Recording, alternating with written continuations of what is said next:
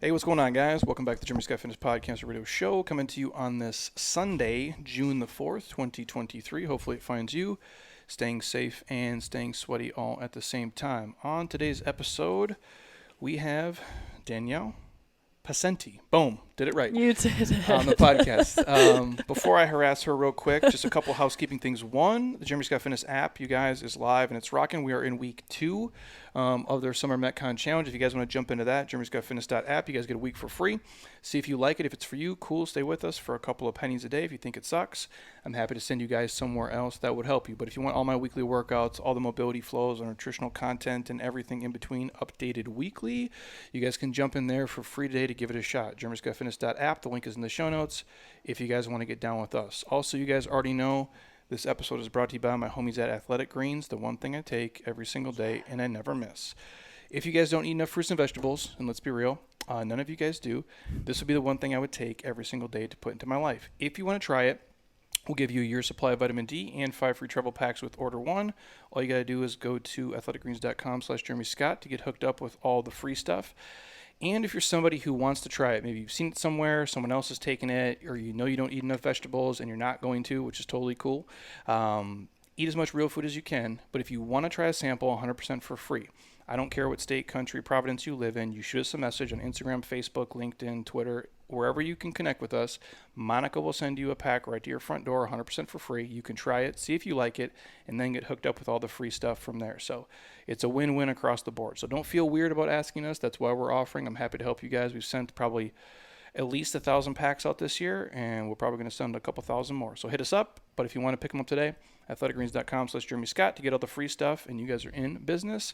And last but not least, my friends over at JLab Pro are having a sale here for Memorial Day week. jeremyscottfitness.jlabpro.com. This is where we get our protein, collagen, turmeric, and our krill oils. This is the stuff that we take at our house. If you guys want to try it, I believe right now the code is MD29 for 29% off. And again, I've known Jay for over a decade. He's a registered dietitian. He knows his stuff. I trust him. He doesn't shortcut in anything he does, and that's why I've worked with him for over a decade now. So if you want to try the protein and the collagen and the turmeric and the krill oil that we use at our house, jeremyscottfitness.jlabpro.com, and you guys are in business, and the code will be in the show notes as well. Whew. Always a mouthful, dude. Every time. So, Danielle Pascente is here today. By the way, I love Athletic Greens. I mean, They're the best. Is there a better tasting greens that's out there? No. And I I've tried a lot of literally shit. suck at eating vegetables, period. So, How many do you eat a Makes me day, feel- do you think? not enough. You don't even want to know. Like some days 0? Yes. Yeah. That's, Like if I'm not putting spinach in a smoothie, it's probably not happening. And so I take AG1 every day, though. Every single day. on vacation, I'm not nearly as good. Oh, you're probably so much better than I. My nutrition is, special. Yeah. I'll ask you about it as you go. If you want to go like origin story for these guys, it doesn't matter. I don't care where you want to start. Who are you? What do you do? Like you can do the basic shit, or you can. We'll fumble through it. Wow. Where do I start? Well, so I grew up as an athlete. I think that's kind of the origin is I was a multi-sport athlete. I was a swimmer, a gymnast. I ran track and field. Since like what age? 6. Okay. So 6, I started swimming seriously and competed swimming and gymnastics actually about that young. I quit gymnastics at 14 because it took over my life. You are in the gym training all the time. And I think I just wanted to be a normal high school or, middle school, meet friends, go out, hang out. And I couldn't do that with gymnastics. So I quit for a couple different reasons. Right before it started getting pretty intense. And then swimming, I did through high school, track and field, cheerleading, I did through college. And then I sustained an injury my freshman year of college and I had to stop. That was a herniated disc in my L4, L5. Oh, no Lower shit. back. Yeah. It sucked. Does it bother you now? Yeah. I mean, it's been a long time. I'm 35 years old, so you can do the math there. How did you know, like you knew right when it happened or no? No, I didn't actually. I'm a tumbler, so I tumbled a lot on the cheer team and I didn't know what happened. I just knew I was in a lot of pain. I got it evaluated, but I still competed on it when it happened. So we were at nationals, I competed on it. And it just was honestly a shit show from that point forward. I spent a whole year rehabbing after that. Couldn't really do much other than just PT. And that was hard for an active person. And then, how old are you? So I was 21 at this time. No shit. Yeah. And it's still to this day, if I tweak it a certain way, I opted out of surgery back then. So they wanted to go in and do a fusion to the point where I wouldn't be able to feel pain. And I was like, I can't. I live too active of a life. If I can't feel pain, I need to be able to feel what I'm doing to my body. And so I didn't do that. So I rehabbed it through physical therapy. And then now it's just a constant management of pain, which ultimately is like, we could get into this later, but firing the glutes, making sure I'm doing band work, mobility, all that stuff. When that goes down the drain, I'm more likely to tweak it. And then I could be out for a week or two. But for the most part, it's manageable now. No shit. So anyway, sustained that injury, and then I kind of had to switch gears and figure out what I was going to do. I was an athlete my whole life. I knew that chapter was kind of going to be closed. It's a sad day. It is a sad day. And I didn't ever think, the thing is, when I quit swimming, I knew like cheerleading wasn't going to be, okay, you go pro. Which now, I mean, cheerleading is a sport. It is very much, for anyone that doesn't know, the only thing I can say is like, go watch the show Cheer on Netflix. They do a great job showing the sport of cheerleading. But I was an intense competitive cheerleader, but you can only go so far with that. And so I knew that even if I had gotten back into it, it wasn't going to be that. So I kind of went into coaching, and then I moved to LA with no plan. Seems smart. Zero plan. I had a degree in psychology. So I got a degree. Those are great. Yep. Had that in college. And then I moved to LA, and I literally was just like trying to get any job I could given my resume. So I walked into a gym. First week I was there, I'm walking into like PF Chang's, like any restaurant to be a hostess, anything. You're trying to just make money in LA because you're like, wow, I had to pay this rent. It's very expensive. And I saved money to move to LA, but I didn't realize that how much I saved was nothing for what where'd you come from? So I had 3 jobs out of college. I saved for a year and lived at home with my mom, which is here in Arizona. Okay. And I saved money for an entire year to go out there and move to LA. And when I tell you I was working 3 separate jobs, I literally was working around the clock just to save money. So I go out there with about $5,000-$6,000, which again in LA it's going to go like that with rent. I think I moved here was like $4,500. Yeah.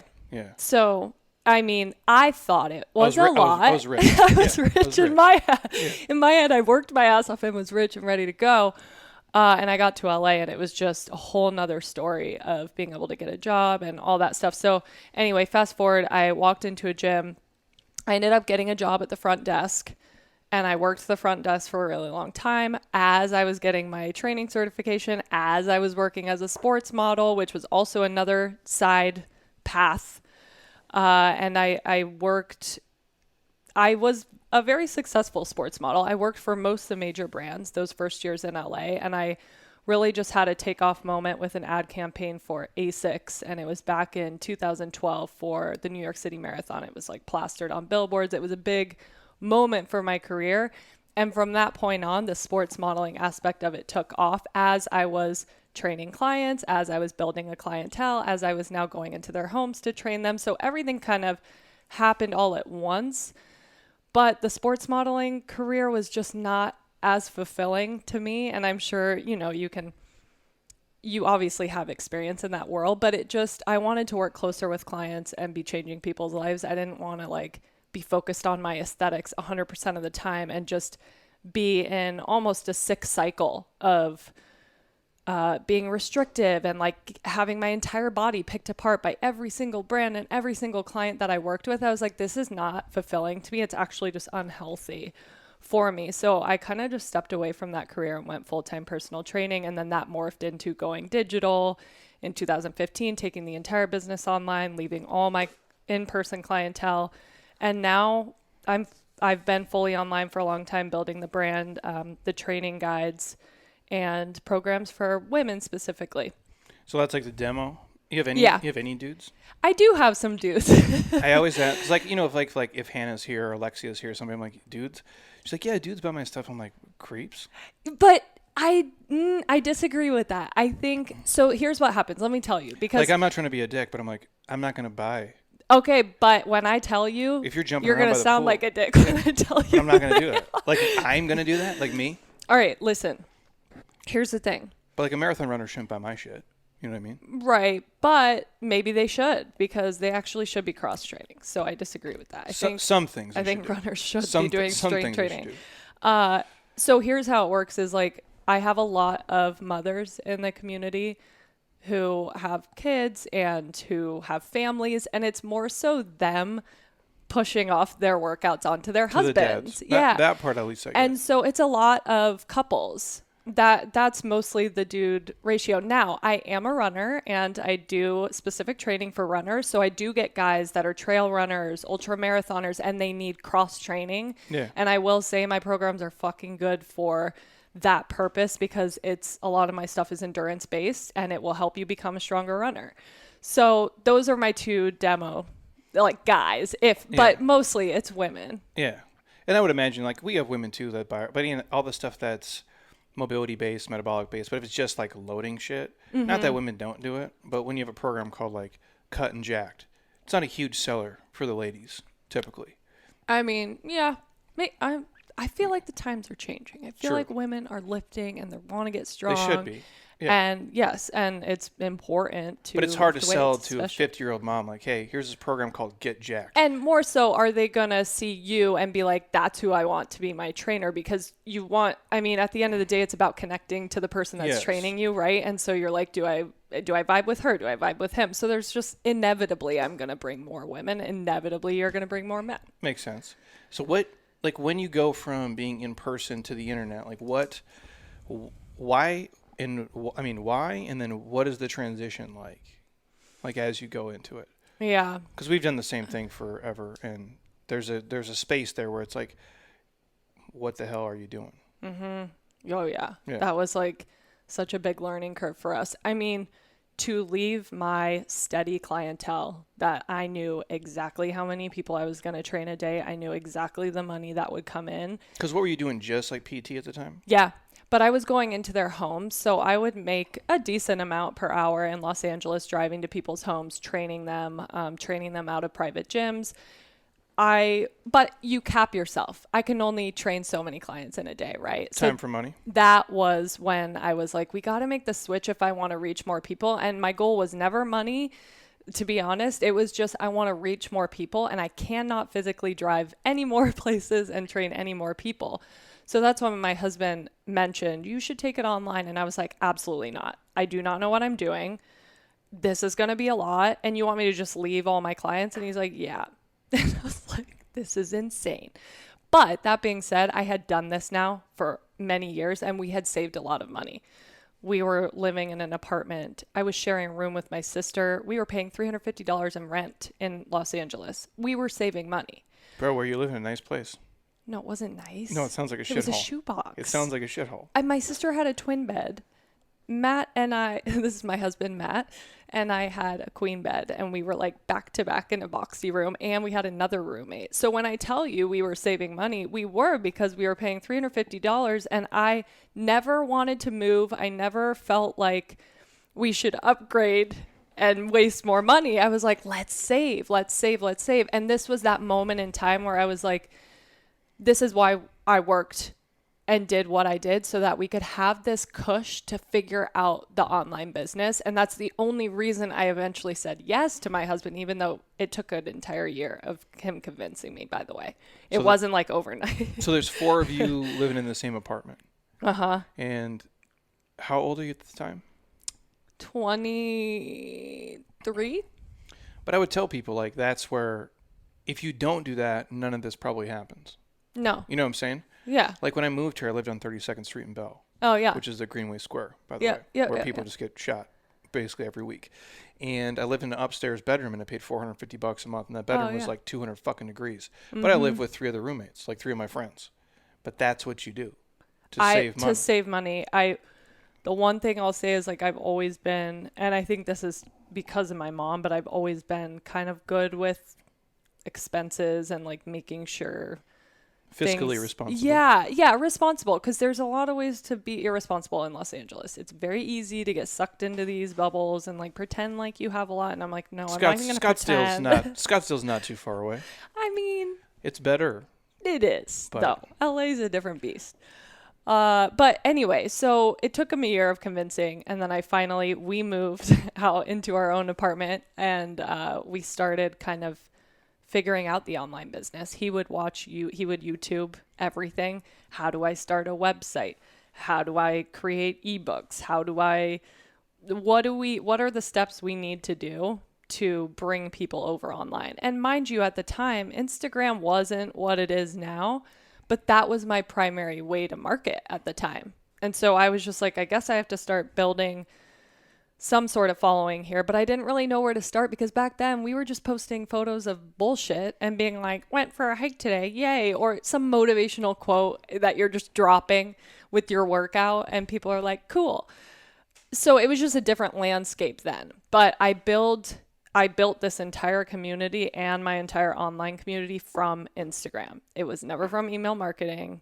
I mean, I didn't even have an email list till probably 2 years into it, which was a mistake, but yeah, it's well, because like we're from the era of before. Yeah. So when we do like a Facebook business page, people are like, what the fuck is this? Yes. Because when I had that though. Yeah. It's like when I first had Facebook, like it's for me in college. Yep. Like it's college kids. Yep. And then we do that. I go, but we were doing this before Instagram. And I remember it was only photos and then 15-second videos. Yeah. That was how it started. Yes. Yeah. Not all the shit people see today. And lucky enough, in the era of, I met a guy early on. He's like, dude, you need a list. Because if you don't have an email list, you don't own anything. Yeah. You don't own Facebook. You don't own Instagram. You don't own Tumblr, Twitter, all the stuff. He's like, you need to own that. I go, but even for me, like if I say, like, what's the biggest thing I fucked up? Like I remember we did this article for Cut and Jacked on like carb backloading that Kiefer had put out, and super fucking popular. I probably had 10,000 people come to the website like within 2 weeks. That's a lot, yeah. And I have no lead capture. So they're just coming to the they're site, just coming, and I have nobody. And I'm like, I'll never forget that, because I'm like, and who knows, even if only 3,000 of those people were still on the list today, would it make that big a difference? I don't know. I go, but back then it sure as fuck would have. Yeah. So to any young fitness person, you need a list, bro. And like another piece of advice I would say is go get some coaching in that realm. I think for a long time, I kind of avoided it, thinking I could figure it out myself, just because that's my personality. I'm kind of stubborn, and I'm like, I'll figure this out. It's fine. I can do it. I'm a doer. There are certain things that just are easier taught. So if you can find a coach that kind of speaks your language, is in your industry, and they're teaching you the things you need to know, pay the money to do it. And I did eventually end up paying Jill Coleman, Jill Fit is her Instagram handle. Yeah, she's awesome. And she really dives into the fitness business with people. She has groups where she can teach you what to do in a year kind of retainer, and you kind of learn by the month, or you can just go to her, ask her questions. That was super helpful for us, because we ended up going from kind of an e-commerce situation with ebooks, which are just evergreen products you could buy at any point in the year. Someone lands on your website and they're like, oh, I'm going to buy the strength program. Turns out people don't just visit your website for shit. No. So we weren't making really any money off these ebooks that we spent so much time on. Where would you guys put them on, like ClickBank or something? No, but that's a hilarious throwback. Does that even still exist? I don't know, but that's how we used to do it. That's so funny. No, but it was an option. We actually ended up putting it, we had a WordPress website that linked to, maybe it was like PayPal or something. And then we would capture the emails on MailChimp. Because if you were on like the first page at ClickBank for products, I know, dude, you're doing like 20 grand a day, bro. Yes, we were looking into ClickBank because it was popular at the time. But like, there's so much, like, I'm trying to think of like, what's one that was just, and maybe not 20 grand a day, but probably 5 grand a day. So I'm doing like 100 grand a month. Like Diabetes Destroyer would be like a fucking book someone could buy. But the problem with ClickBank is people would rip your shit off. 100%. They would get it. They would take it to these other third-party websites to distribute it, and your shit would just get rocked. I mean, that's why we didn't put it on ClickBank at the time. I remember that being a discussion, and there was all this stuff coming out about ClickBank and how people are ripping off people's ebooks, specifically fitness ebooks. Oh, yeah. And I was like, I'm not doing it. It doesn't matter though. People rip them off if they want to, so it doesn't really matter. I've had people, I don't want to get super off topic, but there's no topics here. I've had people, a lot of fitness people buy our shit. Yeah. Like they use our app and stuff. I've had people buy whole programs of ours and and copy the whole thing. Oh, yeah. Like word for word. Yeah. And zero credit. Yeah. Like, hey, here's my fasting program. That's mine in my terrible language that I speak. Yeah. And I'm like, bro, you're selling this to your people. Now, I could give a fuck because you have 4 clients, so who gives a shit? I go, but that's kind of a dick move. But the world will but again, you got to take it like, hey, man, if my stuff's good enough to steal. But I've had to like sucks. over the years. It does suck, but I've had to over the years just be like, all right, pick your battles. If it was a big enough battle to pick, maybe like if someone was just cranking to make it all funny. But usually it is just fitness professionals that look up to you. They're buying your stuff to see how you do it because you've been successful, and then they're trying to imitate it. But the problem is, if it doesn't come from you, it doesn't land the same. And so I tell myself that in my head. I'm like, they can take whatever they want. It's not going to hit the same. No, I could take all your stuff, dude. Yeah. And do it. Yeah. I could even wear the same outfits. But you're not Danielle. It's not going to look the same, bro. It's just, what I'm saying? Like, it's not. Like, Yeah. And again, how long is that sustainable for? I can copy you forever. Mm-hmm. It seems like an exhausting thing. Yeah. I mean, it's kind of just like people got to fitness is an oversaturated market, sure. But at the same time, I think now people are honestly buying because of who their leader is. Like, what do they believe in? What's their narrative? How do they train? That's what they're buying into. They're not just buying programs to buy programs anymore. They need that connection, to the trainer. Well, it's like the book, it's super old. Jeb Blount put it out, People Buy You. Yeah. And it's very similar where it's like, and BJ Gadur and I talk about this all the time. Like, I bring him on and I've known him forever. We might share some people, but his people are his people, my people are my people. Yeah. And like our training styles might be similar, but they're vastly different. And our personalities are vastly different, but that's what they're doing. Like, no one just again, I used to give the example of like, because we run a gym in Scottsdale. There's a guy right here, whoever the fuck this gym is right here. There's one right here. There's one right here. Am I better than these guys? Certainly I am. I go, but who knows? The people there love to be there. I go, our people love to be here. If he can teach a squat, whether his coaching cues are the same, push or the heels, back straight, chest out, doesn't matter. They like me better than him. Right. For whatever reason. Right. They're your people. Yeah. And what you'll find is like people don't really leave their people very often. No. And I've certainly found that with my community, and I love to encourage them to branch out. Of course, I'm not the type of trainer that's like, you better be doing my programs 365. I literally tell people, go do something else. But again, client retention is a big thing. If they vibe with you, if they like the community, if they like those workouts, they're going to come back. Well, and for most people, like more exercise isn't the answer. Yeah. Like different exercise isn't the answer either. Because like if you can do it efficiently, the only differentiator, again, your programs from my programs, like which ones are better or worse depends on obviously the subject, but it doesn't matter. Yeah. Like if they like you, they're going to ride with you. Right. Exactly. 100%. I agree with that. Like so when you're doing the online stuff and you're going through it, what's like the worst experience, like scenario with it? Like as you're, maybe not the worst experience, but like how you navigate it and, was it harder than you thought or like what things went wrong or like how fucking slow was it at first? Oh man. I mean, when I tell you, I think we should just put a timeline on it for context, but we started building it in 2014. We didn't actually start making any money until probably 2018 was our first launch where we kind of did okay, but then we really fine-tuned it, I would say, in 2018, and now it's a well-oiled machine, but the landscape's changing. So again, you're constantly having to change. You're constantly having to evolve. We're at the period of time where ebooks are out of style. I think that my clientele loves it. They're like, please don't ever, because nobody does ebooks anymore and you're the only one. And I'm like, but we gotta like move past. Is that how you guys do like program delivery? Yeah, so we run challenges in the spring and fall. So when I say we're in a well-oiled machine now, I was telling you, we had those evergreen products.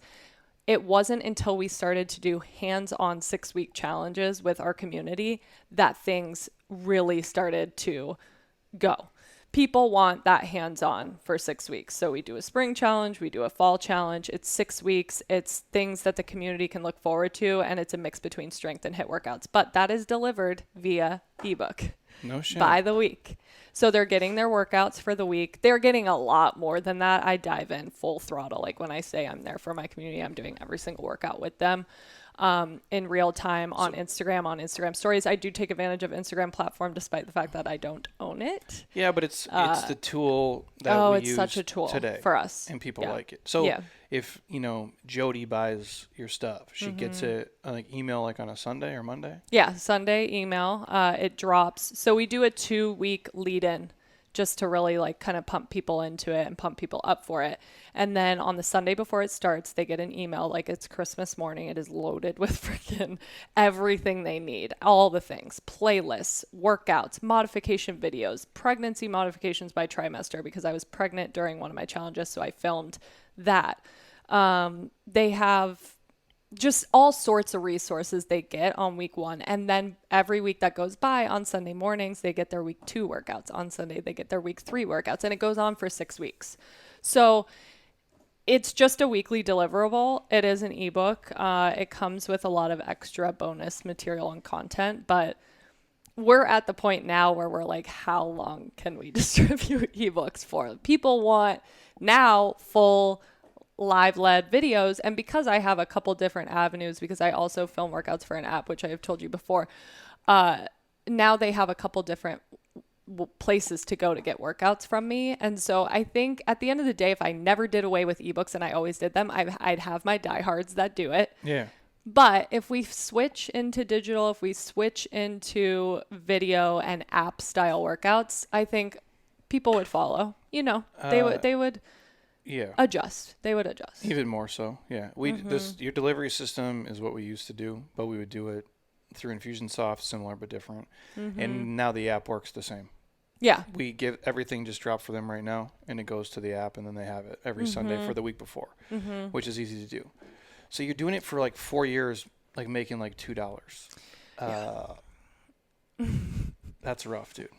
It was rough, but I didn't do away with all my clients. So I had a little bit of a barrier. And then of course we had saved money. And when I say we were making some money, but it didn't really take off until we started to do the challenges. And then again, it was like very quick that it happened. But in the meantime, we were still building up our community too. So that takes time. Like that took every ounce of my being to start filming content and sharing things and being vulnerable and showing people who I was and all the things that I was doing on Instagram to try to build a following or community. The pandemic actually was like a huge liftoff point for us, even more so just because people were at home doing workouts, and I had a really big uptick on Instagram during that time. And so those were our biggest challenges we've had. It's since leveled back off, but that was a big time for us to kind of get people in and see who I was. And then, it kind of went from there. So, no, I like to joke, and I thought that time of life sucked ass, but I won the pandemic. Like that's what I like to say. I actually didn't mind that time for the reason that I love fitness. I love what I do, and I was able to connect with more people, which is my ultimate goal. So I liked the time for that. I also am a huge introvert. So to be honest, me being at home filming workouts and like chilling wasn't like that bad because I had to travel a lot I just was a busy person. So it forced me to slow down, which I appreciated. But there was plenty of also not fun parts. I'm just like, I can't go to a baseball game. Like, what the fuck? Yeah. What are we doing here? Like, what is this? I mean. But being stuck here all day, like, it's the same thing. Like, where we have all these people doing all these things we never had doing before. I'm like, okay. Now I can see, like, the monetary change instantly with, like, there's a shit ton of people buying the stuff. Yes. Which was cool. But, yeah, no, I think it didn't change anything we did. I would say it accelerated things, like, much faster. Because you would have got there anyway. Mm-hmm. But that maybe gave you an extra couple thousand people who never ever bought your stuff, and like now because they never ever worked out at home, and they never ever did not have a trainer at the gym, or they never ever didn't have a gym to go to, and all of a sudden you're getting this massive uptick because people want to work out at home but they don't know what the fuck to do, Yeah, that was a time. So is there like a mistake you guys made along the way other than not having an email list right away? Oh yeah. I mean, where do I start? I think business is this evolving mistake. You do things because you think they'll work. You throw shit at a wall because you think it'll work, and you're constantly making mistakes along the way. So I think besides an email list, it was launch strategy. Like I would say, hey, we're going to do this tomorrow. And people would be like, tomorrow? I need like a month. Like people ask me right now, hey, when's the fall challenge? I'm like, it's May. Oh, yeah. People like to plan. We learned that. So we started doing 14 to 20 day launch periods where we could just talk about it. How many years did you go before you're like, hey, I need to ask somebody else who's been doing this longer than me? 3. No shit. But I'm stubborn. Bro, I told you. That's the worst. I dude. told you though, I got in my own way. I still get in my own way, as I've shared. I mean, I'm kind of a control freak, and letting go of control of my business, or really anything, let's be honest. Yeah. But my business is a big one. And so I take my time until it's I need it, you know? Yeah. But it's yours though. And again, like Yeah. I'm not a perfection person. Like I could give a fuck. I go, but in terms of it's your business, it's like a person. Yeah. I mean, It feels like a person because Yes. you took it from this thing to like now it's this like entity. yeah. And you care about it more than anybody else who works in it ever will. Even your husband. Yeah. Like he cares about it, obviously. Yeah. I go, but he can't care quite as much as you. It just, when people say like my business is my baby, I hate that phrase now because I have a baby. Yeah. Woo, it's different. So for anyone out there that's going to judge me for saying that, it's so different, but I understand the sentiment that you pour into this thing from ground freaking zero. You pour in, and you will maybe have crickets for years and years. Nobody will give a shit about what you're doing. So it becomes this really it becomes this thing you're nurturing, and you're putting water on it, and you're growing it, and you're planting the seeds, and nobody could care less until maybe someone does, and then maybe someone else does. And you have to keep going when people don't care. And that's what we did. We kept going. And despite the mistakes, there was lots of mistakes. One of those was we had to rebrand the entire business in 2018. Now, think of it. We've been at this now for a few years, and we had to do a full rebrand, which in my brain was detrimental. It was terrible. We went through a whole situation with it, which really was like a low point. But it forced us to rebuild something that we probably ended up having to do in the long run anyway. And like for what reason? So it was a trademark issue, and not to go into too many details because it's just a lot. Somebody owned the trademark or the patent on something you're doing? Yeah. So I applied for a trademark and it went through, but it's layered. I'll say that it's layered. But basically what ended up happening is there was just a conflict with it. And so there's a lot of different options you can take. And we tried every option we could until we were I decided I wasn't going to let legal stuff get in between the business and or mental health. It takes such a toll on you upstairs. And I was like, I'm not doing this. So we decided to rebrand and cut that out of our life and rebrand, which ended up being fine because we just rebranded to my name. Which honestly is probably the best and dumbest thing that can ever be done. But the best, and I only say this because my name is unique, so I knew I wouldn't have a freaking issue with it.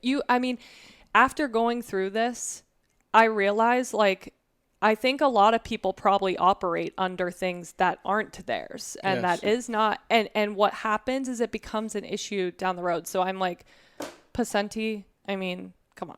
Yeah, no one's probably going to try to steal it. Well, because we had to go buy Jeremy's Got Fitness, makes this mandatory, 47-day transformation. We bought all these things. 100%. And then you have to. But then what style is it written in? And what industry is it written in? What field is it written in? It's first of all, it's fucking expensive. Yeah. It's a major pain in the ass. Don't even. But then if you do it for long enough, then it becomes yours. Yeah. So now someone's not going to do Danielle Fitness, blah, blah, blah. They're not because they can't. You're already in the space. But no, so it's the best thing you did because now it's like, again, I tell this every talk I do to every group. I'm like, my business is called Jeremy Scott Fitness. I sound like a fucking asshole. I really wouldn't have called it that. I go, but I was just a kid who didn't want to hate his job. So that's what it is. And then it turned into this thing where it's like, well, it's affording me all these opportunities because everything's my name, but it's also everybody wants to see me all the fucking time. And you have a lot under the umbrella. Like, Yeah. I call it the Danielle Pascente umbrella. There's a lot of things that are underneath it, but it falls under that category. So you benefit from it. Yeah. But you're also, we call it like your dark passenger. It's this thing that just rides next to you forever. But in the world of personal branding, which 10 years ago wasn't a thing, now it's like what everybody wants to do. Yes. So it worked out. Yeah. It did work out, and I think we would have had to make the switch anyway. But it was hard. It was really hard to go through that while running the business, while trying to keep your head afloat when you've got people talking shit and getting into arguments with people you don't even know and dealing with lawyers. Like, it sucks. It's not it. That's not why you got into fitness. No. And to your point, the one thing I was also going to say is I think the hardest part about going online into the business is that we do what we do, which is train and build programs. I do not put things on websites. I am not a tech genius. Those are not my strengths. So I think the hardest part about doing that at first was doing shit I didn't want to do. You know what I mean? I was the face, I was the trainer, I was the person to program the workouts. I wanted to stay in my expertise and not do all of this. So my husband ended up doing all that, but there was a lot of things I had to give my say on. So it was just hard to, when we weren't making money, we were doing it ourselves. It was hard to go from trainer to, okay, tech mode, when I'm like, this is not what I want to do. Yeah. So I think you struggle with that in business when you're first building something, because you kind of have to wear all the hats even when you don't fucking want to. Well, there's no money, so you got to do all the jobs. But you do become way better because of it. Yeah. Oh, yeah. Think about, like, you don't let someone else run your Instagram. No. And you're not a fucking tech person. But yet you probably know that app as good as anybody who's alive. Oh, hell yeah. Because you've had to. Yeah, because you have to learn. All the shit that I know about fucking Instagram, dude, I don't even want to know. But, like, when we talk, like, especially if it's like our circle, like if I text Lexi or something, like, hey, what are you doing for Instagram? I'll get a fucking 5-page PDF of all the shit. And I'm like, bro, what is this? I go, but I'll go through it. I'm like, okay, well, this doesn't work for me because I'm not going to wear a bikini, but this will work for me. This will work for me. This will work for me. And I'll go through it. Yeah. You have to learn that, like how we learned Infusionsoft or YouTube or email marketing. 100%. You have to keep flowing with the tech times, because if you don't, we'll get swallowed whole. Yeah, you're just extinct. I mean, that's relevancy is a really big thing. I hate that it is sometimes. Like, it is my arch nemesis, but then other times I get it. If you're not going and you're not flowing and you're not continuing to upgrade based on whatever tech is working, then you're kind of going to just become. But I think too, like, it's all you're really, again, like, the platforms are irrelevant to me. All you're really doing is going where the attention is and where your people are. Yeah. And I always say, like, my opinion doesn't matter. The market decides, right? So if I think Instagram is dumb, which I personally do, I love it. But we're opposites. But it's changed my life financially in a way that I'll never go back. Yeah. I go, even though my behavior isn't this, and I don't give a fuck about what you do on your vacation, or, like, I could care less. I go, however, I'm not buying my own shit. Susie is, Rick is, and Jim is. And when I go to the grocery store or the airport, this is where those guys live. Yeah. And so, like, let me just be where people are. But if I can't be there, I go, then I can't help them. Yeah. And I can't work with them, and I'm doing them a disservice. Yeah. And again, I always go back to, like, old school shit where we were down the street for years before we bought this place. And I remember just going door to door to businesses, handing my stupid Jeremy Scott Fitness flyers. Yeah. And they're probably like, fuck this kid, throw them in the trash, and I leave. And you can do that about 10 times in a day before you get so depressed. Yeah. Now I can get on this phone and I can talk to 1 million people in a day. Yeah. It's a fucking gift, dude. Yeah, no, it really is. And anytime I get worked up about Instagram, which again is more so for my mental health, like, I get overwhelmed by it. I get overwhelmed sometimes answering messages and being there for my community, because some days I don't want to show my face to the camera. I think, like any other human being, I compare the job of social media and Instagram. I'm like, so you show up to an office and you know who you're going to see, right? On Instagram, it's like you're showing up for however many amount of people that follow you and people that hate you and would like to bring you down. And you have to show up there on any given day. And some days it is tough. when you're in the thick of postpartum, for instance, like when I wanted to get on there 0 days. Yeah. So it's the show up game and the consistency for me. And I'm so grateful for that app. So anytime I want to be like, I hate this, I'm like, you remember this built your entire business. So people are quick to say, I hate this, especially as they're growing. And I'm like, you can't hate it because it gives you everything you need. So that's why I say grow with the times, figure out the app, because it's ultimately helping you out, you know? Well, if you didn't have Instagram, Facebook, YouTube, Twitter, all these things, there would be no business. Yeah, there right. Would be no exactly. clients. Like, yeah. we're all part. It's all part of all of it. Mm-hmm. And that's but you had to learn each one. Yeah. And that's what else do you do? Facebook. So the learning curve for me was definitely on Instagram the most, but to this day, I'm such an Instagram person. That's where I run it all. I mean, I honestly would prefer people come to my Instagram over my website. That's how much is on there. And it's silly because ultimately it could disappear overnight, but that's where I'm putting the most amount of resources, the most amount of free workouts, the most amount of me, get to know me, lives on Instagram.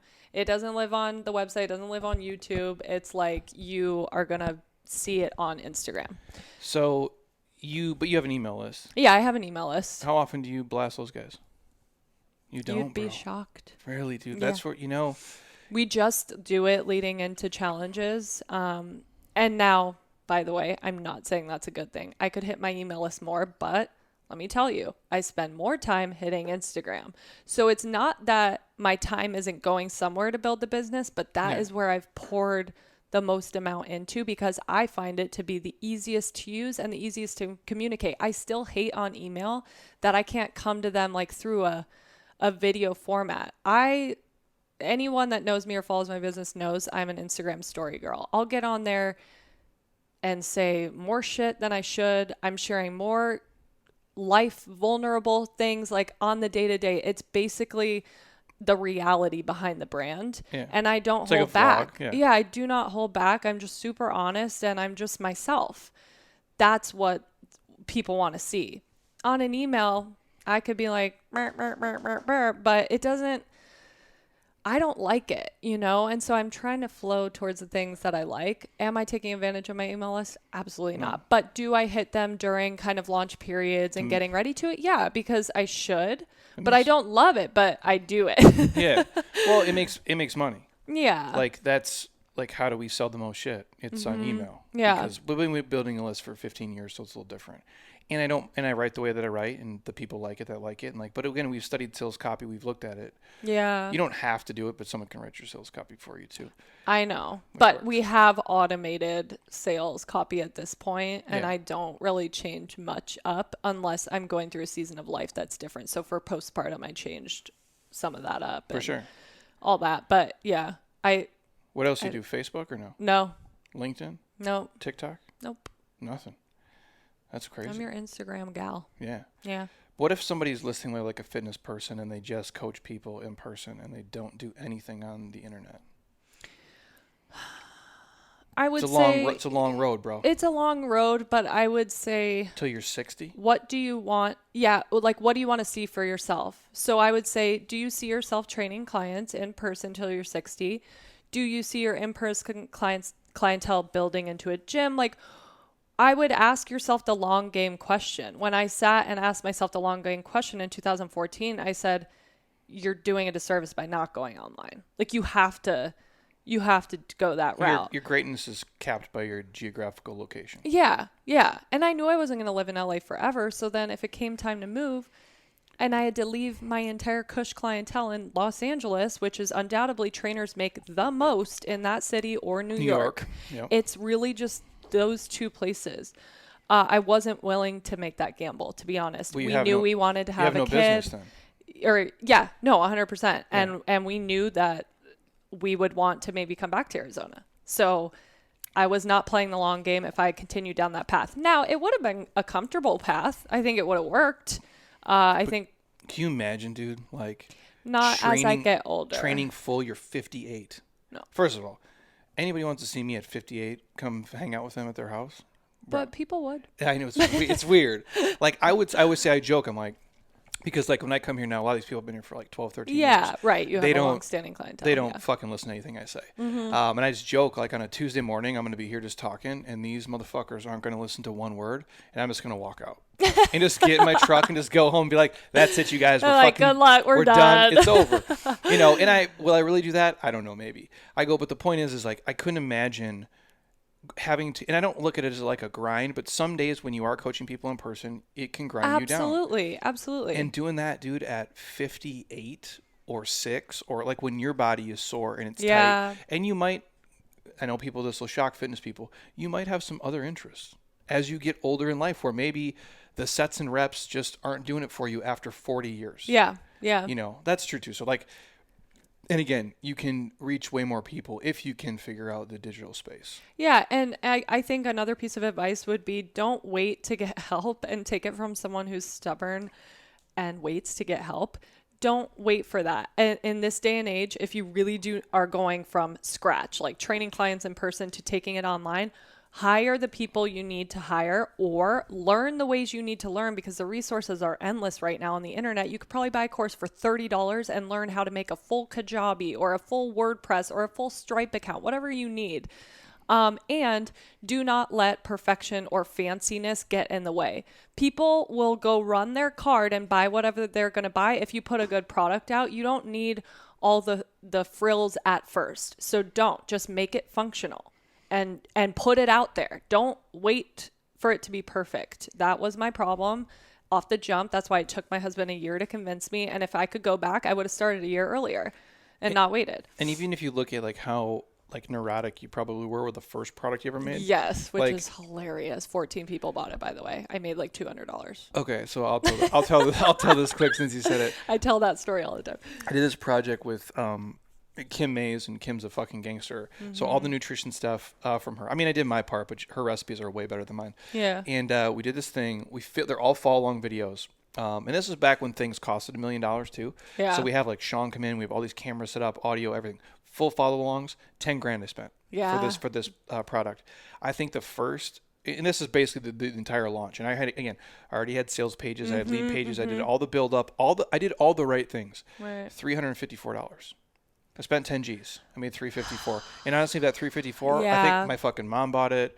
Probably my fucking Uncle Ricky. 100% was like family. And I'm like, and again, do I think it was the best I could have done then? Yes. Yeah. How is it today? It's fucking trash. Yeah. Compared to what I know 15 years later. But again, if I would have sat there and been like, whoa, again, did I learn from that? 100%. Yeah. And that's part of the game too, where most people are just like, they're so afraid to pull the trigger. I'm like, dude, the longer you wait, that same year's making $200, mine making $300. I go, that's going to happen to you just later in life. Yeah. Yeah. You just have to put it out there. Rip the Band-Aid off, because if it weren't for that first product, I wouldn't put out the second, third, fourth, fifth, and now challenges. I mean, it has to go in that order. Make your shit product, put it out there, 14 people buy it, move on. You have to rip the Band-Aid off. Well, you know what we did with a lot of our stuff is that we'll take, again, we've been doing this forever. So we have, thousands and thousands of people who have done things. Now when we create stuff, we can almost make a video based on when we know they're going to ask the question. Yeah. So like it's, if it is a fat loss program or something, which I'm not a huge fan of, but we do this shit too. Like we'll do a fat loss program and it's like week 2. Well, the scale moved this on week 1, but week 2 it's not here. And we know on that Thursday, that's when they get the scale video and we talk about for us how bullshit a lot of it is and blah, blah, blah. Yeah. But if I never did 50 programs before that, I wouldn't know that question's coming. Yeah. So we can almost kind of guide them through because we've seen, Ricky, Joey, and, Samantha 80 times. We've just seen it in the past. That's exactly it. Learning and knowing what questions are going to pop and what people are going to like is so helpful for business. That's why it's a well-oiled machine now, because we've gone through all the shit of people being like, we want this. Here's the question here. You're missing this part here. And you can make it better with every launch, with every product. I mean, Well, and most of the stuff becomes like this podcast really started because I would get and this is for you too, and to take what you want from it, you get the same fucking questions all the time. And I don't want to answer your question about creatine ever again. So you know what we did? Podcast. That's why most people go into podcast world, so that they can cover the topics that are always, And so now when I get that question especially as a trainer on Wednesday, Here you go, dude. Here's a Korean tea Here's podcast. a podcast episode. Now that guy's in the queue. So like that's how we solve a lot of the problems. So just to put it back to Instagram for me, I have highlights on Instagram. Oh yeah, we do. Yeah. I go ham in the highlights. And with every question I've ever gotten in the DMs, there's a highlight that exists. So I'm like, go to the Q&A highlight. You put them on YouTube too, right? Nope. Bro. I know. I'm telling you, when you leave here, give me your husband's number. I'm going to text him. Like, I don't give a shit what you do. I don't care if you do whatever you want the rest of your life. Just take all, where do you have this on Dropbox? It's on my phone. Take all these videos, whether it's from, you can do it right from your phone. Yeah.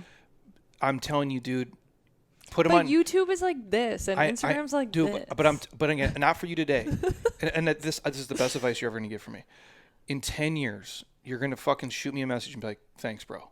Because all the stuff you've done for shorts, for one, because they're juicing the fuck out of them. Mm-hmm. But all of you're going to make categories of all your shit, and you're just going to put them on there. Tag all your stuff, put all your stuff, put all of your program links on there.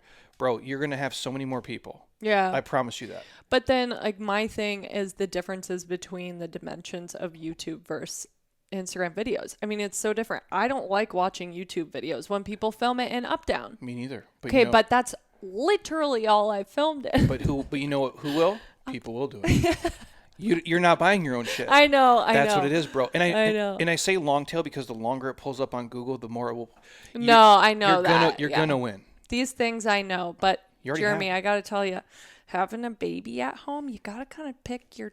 Yeah, you're not. I don't have a whole shit ton of time. Okay, you're getting a guy with Fiverr to do it. You're not doing it anyway.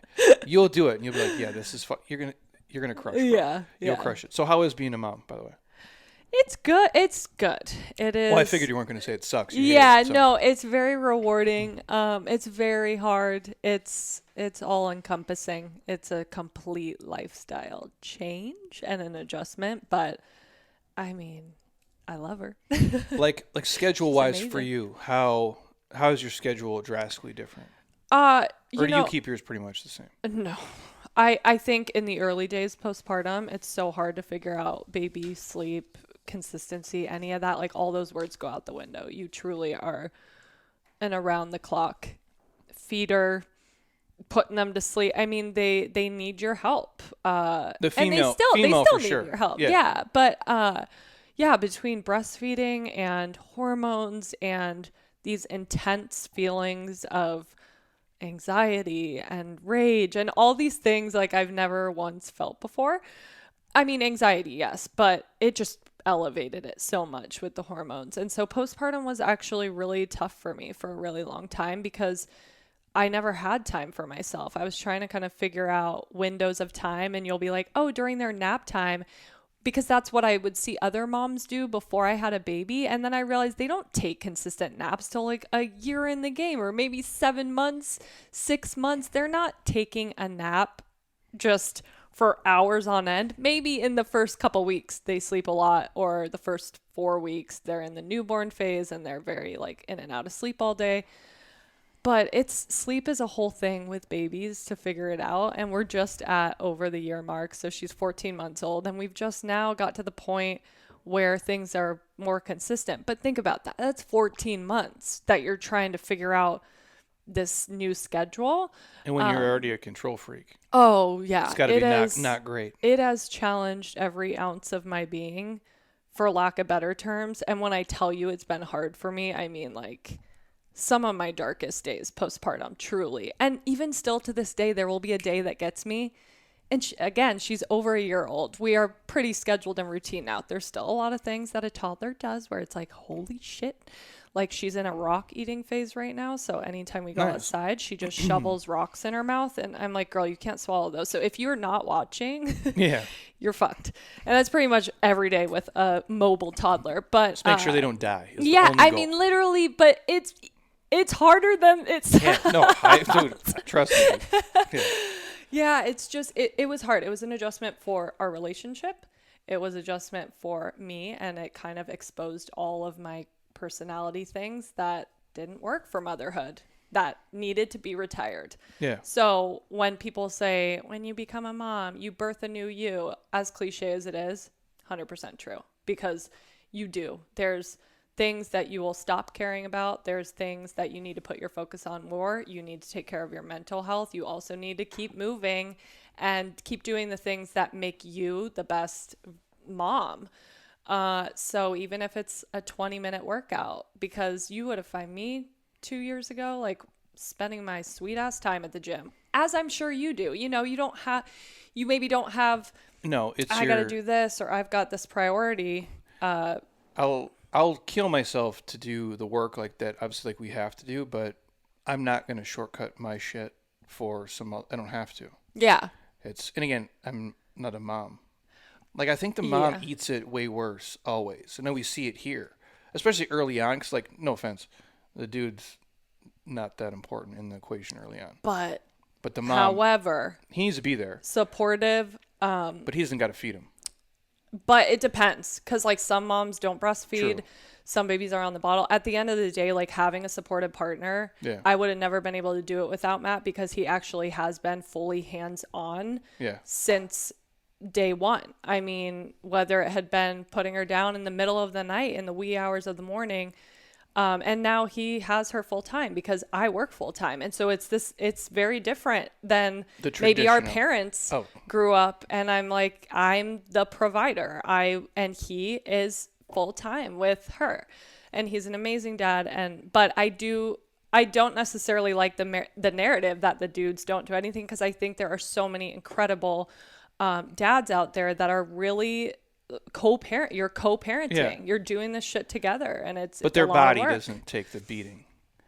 Well, yeah. You know what I'm saying? You gotta push a baby out of your vagina or get a C-section. Yeah, it's a lot. Like, he can just go there, hang out, and be like, walk home. It's the same, and you just went through this. I like the wording I say is like traumatic. He actually was like so scarred by my birth experience, because it was a 39-hour labor.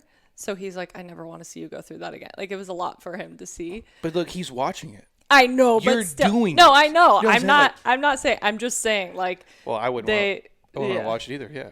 It was a lot, but it's incredible what the female body goes through. It's incredible now to see it from a trainer standpoint. I do train a lot of moms, so to have had that experience with my own body, and to go through postpartum in the manner that I did, which was not linear and not easy for me,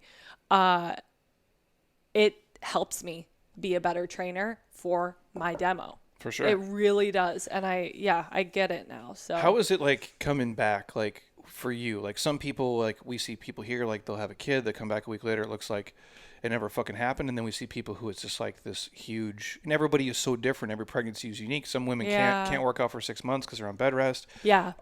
Emily was just here today. She's about to have a kid in like 2 days. Yeah. It's fucking wild. Mm-hmm. And it varies so much. Like, for you, how is it coming back? Because, like, obviously being in fitness, I think it's different, right? Yeah. Like, my body is my business card.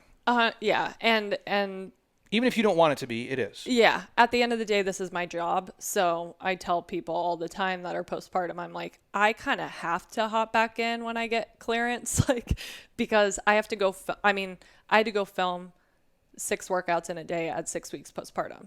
That was on the schedule, on the calendar. I knew it, but then I had her early. So I was really 8 weeks at that time, because she came early. So for me, it was very hard coming back, harder than I thought. But I worked out until my water broke. So like you were saying, Emily, I worked out. I literally did an AMRAP the morning my water broke.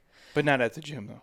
No, or you were at home? No, I was at home. Yeah. Because I'm wondering, like, if that happened here, I'd probably have a panic attack. But you wouldn't. You would friggin' handle yourself, because again, she's going through it, not you. Well, there'd be like 20 people here. It wouldn't just be me. Also, my water didn't break in the movie fashion, and I feel like for most people that's very dramatic. Like, the way they showed it in movies, it didn't happen like that. But no, I worked out right up until my water broke, and I was lucky to have a fairly normal pregnancy. Outside of first trimester, I was really sick, which was hard to work out. Second and third were fine. I had some swelling in my third. But I did work out my entire pregnancy. I kind of shifted more strength training, got away from the running because it didn't feel good.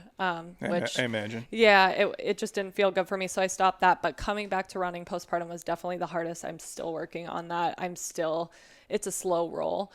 Strength training and HIIT it was also a slow go, I would say, for the first 4 months, but I really felt strong because I did work out my entire pregnancy. And so I think changing the narrative for women that you can work out during pregnancy, you can lift weights, you can do these things so long as you're having a normal pregnancy and you don't have any underlying issues, or you're not cleared, or whatever the case may be. You know, there's a lot of underlying issues. So, but if you have a normal pregnancy and you are able to work out and cleared to do so, it's super helpful, and it's helpful postpartum too. But I will say the hardest part wasn't the training. It wasn't like feeling strong again, even though that did take some time with breastfeeding and different hormone stuff. It was the mental part for me. Like, it took such a mental toll on me with anxiety and rage, which is such an odd thing.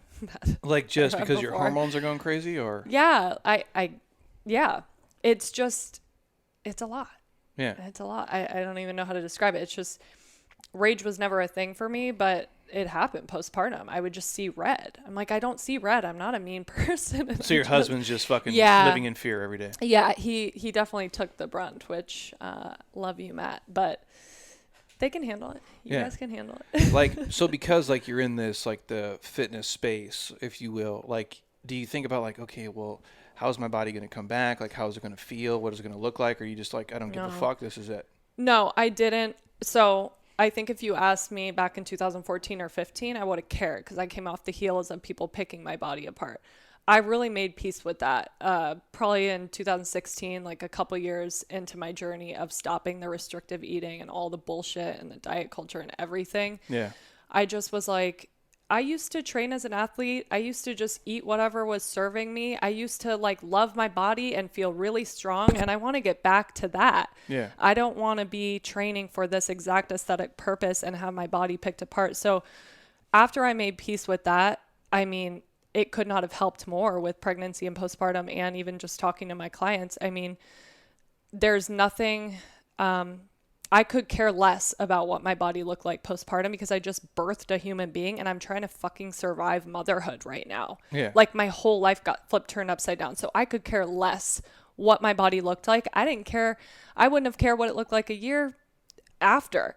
I just cared to keep my head above water. So I really worked out for mental health at that point. But it just so happens that, you know, if you're consistent with something, you'll be successful with it. And so I was just consistent 20-minute workouts at least per day. I was doing my own programs, and again, it was for mental health. That's what served me best. And I would say, as a mom, you're really busy. Like, you don't get a lot of time where you're just sitting chilling.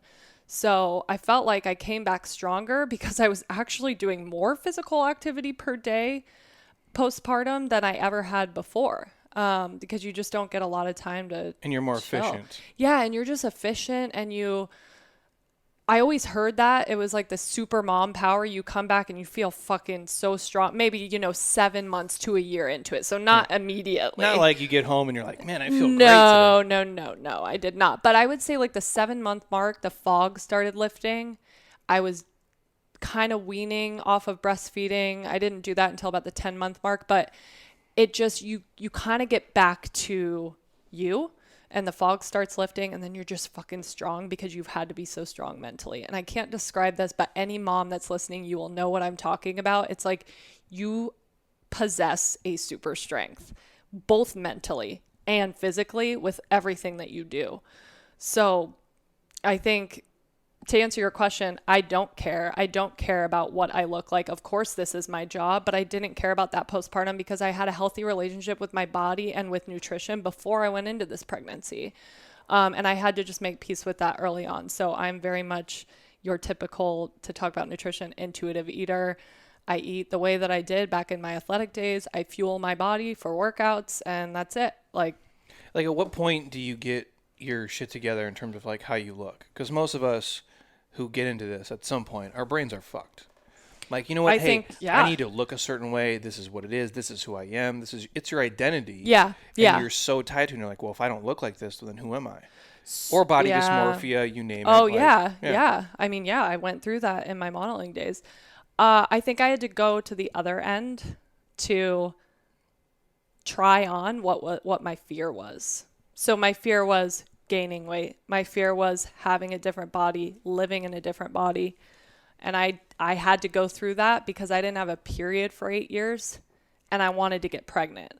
Living a little too lean, huh? So, well, I was a runner and That's my OBGYN would literally tell me, until you stop running, you probably won't. And she normalized it. So I just went with it for 8 years. Bro, do you know who Ashley Weens is? No, Ashley was on here. I think she said she didn't have a period for 5 years. Yeah. That's the longest I've heard so far. Nope, 8. Yeah, I went almost 8 years. And that's wild. And so when I met with a new OB, when Matt and I got married, we knew we didn't want kids right away, but I was like, I have a feeling this is going to take a while to like be able to. So I went to go see an OB and she's like, you haven't had a period for how long? And she's like, no, this is not normal. And I said, okay, well, what do I need to do to get this back? And she's like, well, we could just put you on a hormone. And I said, no. I don't want to put things in my body. Like, how do I do this naturally? And she's like, this is going to take a while. And I said, okay. And I just committed to it. And it was miserable. It took 13 months to get my period back. It was the craziest like hormone fluctuations outside of pregnancy that I've ever dealt with because my body was in a state of just being depleted on so many levels. Not only were my adrenals taxed from endurance training, but from restricting my diet, not fueling for my workouts, and just, again, being picked apart by everyone and having a bit of body dysmorphia and restricting with food. I had a lot of undoing to do. And in going through that process, I gained a lot of weight. I was very uncomfortable in my body, but I knew it was for a bigger purpose. I knew I had to go through this path, both for my mental health and also for my hormone health and for my being able to possibly get pregnant in the future. So yeah, I got it back after 13 months. And then I literally made peace with everything from that point forward. I was just like, well, this is what you were scared about. And you know what? You actually feel good. You actually have more energy. Imagine that when you're not restricting your body. You're healthy now. Yeah, my body didn't want to live at that state of me obsessing over a number on a scale and me obsessing over my body fat. And the obsession with it was so unhealthy that, yeah, I made peace with it all. I threw my scale away. I literally haven't stepped on a scale, not once. Even during my pregnancy, I turned around at the doctor's office. Like, it is not for me. I don't want that in my life anymore. And so I've made peace with it all. And I don't restrict food. I don't have any foods off limits. I don't check the scale. Like how often are you training back then? Like every day? Oh, back when I didn't have a period? Yeah. Oh, 7 days. Always on. No excuses. The narrative for me is terrible. I talked about this with BJ Gaddour last time. Because again, we've all lived through the same thing. I'm like, bro, I probably trained sore as fuck. I'm talking I'm keying into the door here, and my body feels like I got hit by a bus. Yeah. And I'm still going to murder this workout. I'm like, I'm thinking about taking a nap in 2 days because that's when I can take one for at least 10 years. Because that's when you can take one. It's so, yeah. Isn't that fucked up? But it is fucked up because for me, I used to say rest days are on Sunday. Every day until then, you fucking work, regardless of if you're sore, regardless of where you're at up here. You just put in the work. That was another really harsh narrative that I had to part with. I was like, are you sore on a Tuesday? Then fucking rest. Are you sore on the Wednesday after the Tuesday? Oh, God forbid, 2 days off.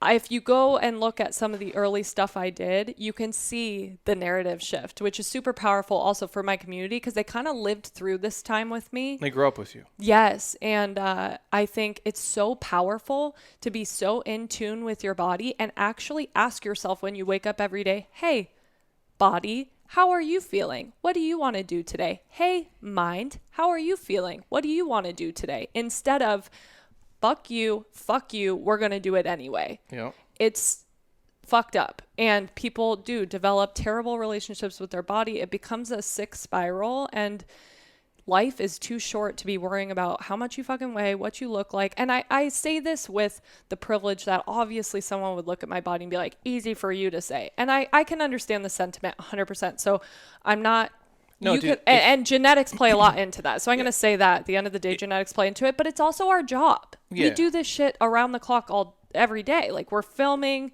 If we're not filming, yes, we're working out. Now I'm doing 20 to 30 minute workouts versus 2 hours. Now I'm taking 5 rest days back to back because I feel like it. You know, it's different, but at the end of the day, I still have great genes. So I still have that. And I'm a mom, so I'm constantly active. I try to tell people these things because, of course, it's easy to. Well, the origin story matters. But again, if you're 400 pounds, sure, there's the weight you have to lose. Like that number is not healthy. You're going to be dead. Have you ever seen a 400-pound person in a nursing home? No. Why? Because they're fucking dead. They never made it there.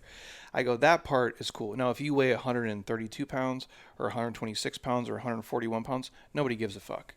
You don't wear it on your forehead like nobody cares. Like the weight is irrelevant. It really is. But yeah, we get tied to it.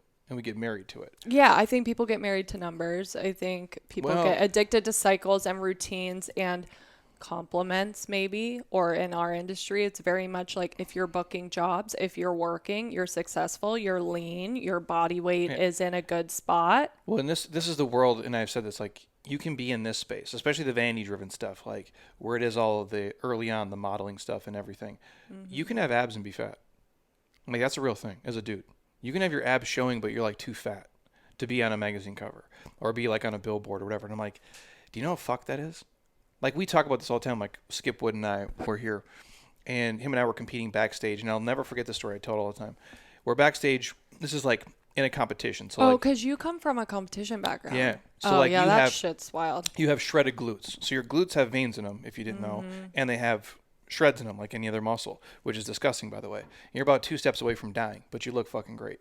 And I remember him and I are backstage, and he's seeing a guy that bites an apple, and he just looks at me and goes, can you imagine putting that much sugar in your body at one time? And I'm sitting there, I'm like, yeah, bro, like, we're fucked. I'm like, in my head, I'm like, we are so fucked. Like, our brains are so out of touch with reality. And I'm like, but that's the space that you grew up in. And so you kind of normalize it. Yeah. And now what we've done is extreme, obviously. And, most people aren't going to train habitually sore as fuck for 10 years in a row because they're not complete idiots.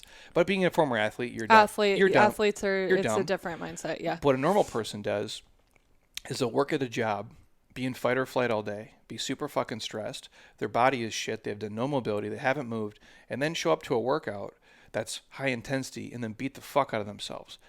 Or because they ate and drank so shitty on the weekend, I'm going to abuse myself in the gym to make up for my crappy eating and drinking habits. I go, all of those are unhealthy relationships. And that's where you do have to be like, hey man, and again, when you're young and I'm young, you can get away with it. Unfortunately, to your detriment. Like when I'm 26, I can beat the shit out of myself all day. It doesn't matter.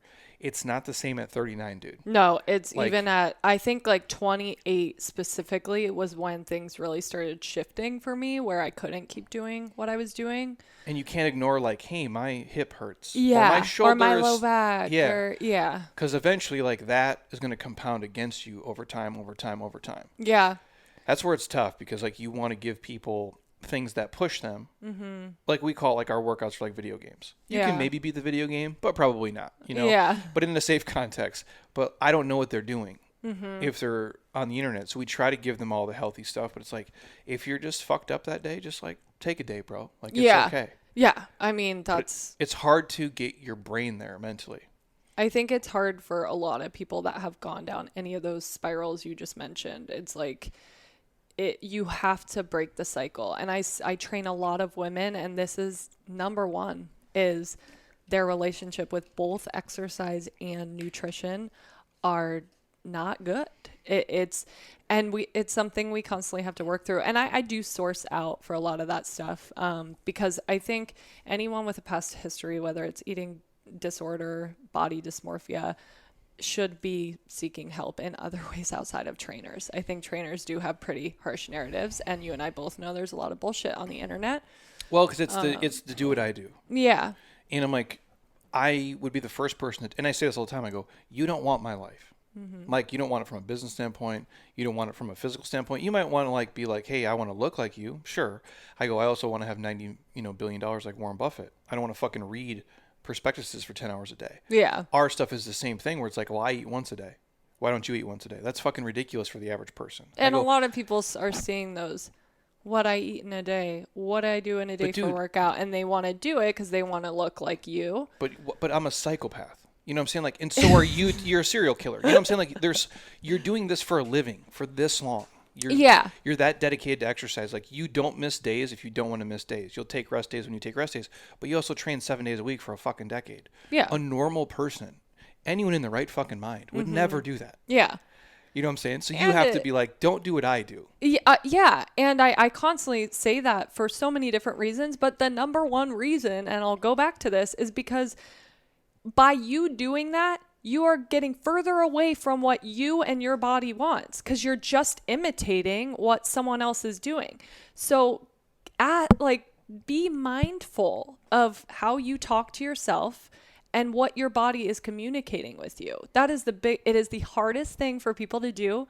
It is life-changing when it comes to exercise, when it comes to nutrition, when it comes to just living a kind of healthy life physically and mentally. Get in touch with yourself. Stop outsourcing everything when your body is trying to communicate a message. My body was trying to communicate a message for how long? 8 years? Hey, girl, this isn't where we want to live. And yet I wanted to be 128 pounds, 12% body fat, because if I was that, I was booking the jobs. Do you understand? Like, it's a fucked up cycle. So I'm so happy to be on the other side. And if I can help women, especially the women in my community with that, I'm the first one to help them outsource whatever they need, because I know that that's not a life that's sustainable, and it's not fun. It's not fun. You know, it cuts the years off your life. It cuts the enjoyment out of life. There's a lot of things I did where I'm just like, dude, I look back at it and I'm like, you didn't go on vacation because you couldn't bring your Tupperware. I mean, you know. Oh, bro. You've been there. If you competed, it's even worse. I'm way better. I mean, that shit years ago, because there's a lot of positives you can take from the competition world. There really is. But it is not a healthy subculture mentally. No. And if you're not a person who's okay with people judging you or talking shit about you, that's not a place for you to be. It just really isn't. But even with business stuff, like, I'll still do it to this day where, like, now I'm better where I'm like, you know what? I can go take off and go, like, watch a movie. You know, at a movie theater on a Friday. Yeah, I'm the same as you with business stuff. But it's like, only until recently. We're like, David Jack called me like maybe a month ago, and he's like, hey, bro, for no reason alone. He's like, you don't have to do this the way you're doing it anymore. He's like, you already put in the reps. Yeah, like, right. Not that you're going to bullshit. He goes, but you don't have to do 100 hours a week every week anymore. And I'm like, yeah, he's fucking right. And if you think about your body, right, like if you work out for 20 minutes right now, it's like your 401k. If you invested a bunch of the money when you're 22, 23, 24, 25, not that you're not investing it when you're 35, 36, 37, I go, but you've already banked 15 years of money. Yeah. That's going to compound over time. You've already banked the miles of running. Yeah. You've banked the reps. Now, some of that's diminishing returns, I go, but most of it is like, you've already done how many push-ups, how many lunges. You'd be surprised, people who are listening, if you're older, over the age of probably 30, especially if you're getting 35, 40 and beyond, your joints are your joints.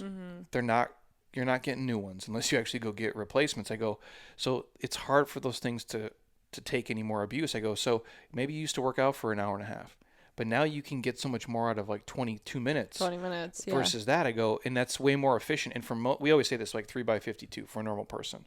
The average guy, if you work out 3 times a week for 52 weeks, if it's 30 minutes a crack, and you just at least walk around and do mobility, bro, you'll fucking win. Yeah. You'll be okay. Yeah. But we see these extremes like, well, I have to do an hour. I'm like, bro, first of all, let's just make this clear. If we're talking like high intensity shit, who the fuck is doing a high intensity workout for a goddamn hour? For an hour. How can you? I can't do that. I could do that, and I used to do that. Like, bro, I'm dead. But as far as high intensity, I'm like 20, 30. Yeah. Because you have to bullshit parts of it. You have to hide. Yeah. Or like, hey, you're 16 years old and you weigh 100 pounds. Maybe you can. But like, this is too much now. It becomes too much as you age at the end of the day. Well, and like what is it? I guess here's what we say, when your fitness steals your fitness. Does that give you something when you do that at the gym, or does that take away from you? Yeah. Like, you go spend 2 hours in there and you kill yourself. How good are you the next day?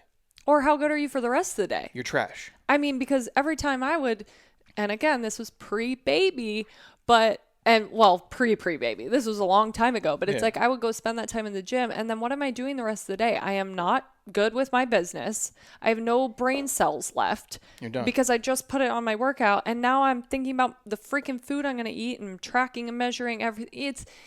It's just wild. So especially now in this chapter too, it's kind of like, it steals more from you than it gives you. Yeah. Yeah. Like how we do stuff here where if I'm going to like, you know, I'm willing to suffer and be miserable certain days, like I will. But not every day. At the end of the day, I love working out more than most people. Yes. So I recognize that. And I very much recognize that as a trainer. And I tell people all the time, I fucking love working out. Not many people fucking love working out. I mean, they actually don't like it. I love it. Yeah. I would do it as a hobby. You know, I do it as a hobby, but also catch me any day. If someone's like, hey, you want to work out at any time of the day? I'd be like, yep. Most of the time, you know?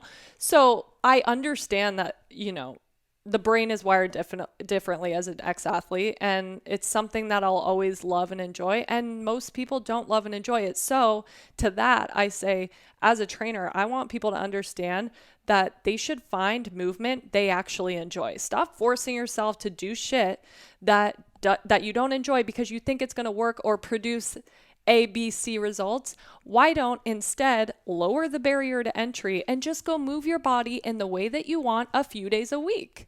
Start there. Then maybe you want to dabble in something else because you're curious, right? I think a lot of trainers have the narrative of like, you must do this program, you must do this for this amount of time. And I'm more the type of girl that's like, I don't care if you're doing my program, someone else's, or I don't know. I don't care what you're doing, but just do something. Just do some form of movement that you actually enjoy, because if you actually enjoy it, you're going to do it consistently. And if you fucking hate it, you're not going to do it consistently. You're going to fall off. It's like you've seen Forgetting Sarah Marshall, where Paul Rudd's the surf instructor and he's out there. I'm trying to remember. And Jason Siegel's on there and he's like, get up on the surfboard. Well, do nothing. And he doesn't move. He's like, but don't do nothing. Like, do something. Yeah. Yeah, it's basically like you have to do something. That's the one at the resort, right? Yeah. Oh, yeah. Like, I think most of the people, he's in Hawaii, actually. Yeah. Yeah, but it's like, talking about that. you just have to do something.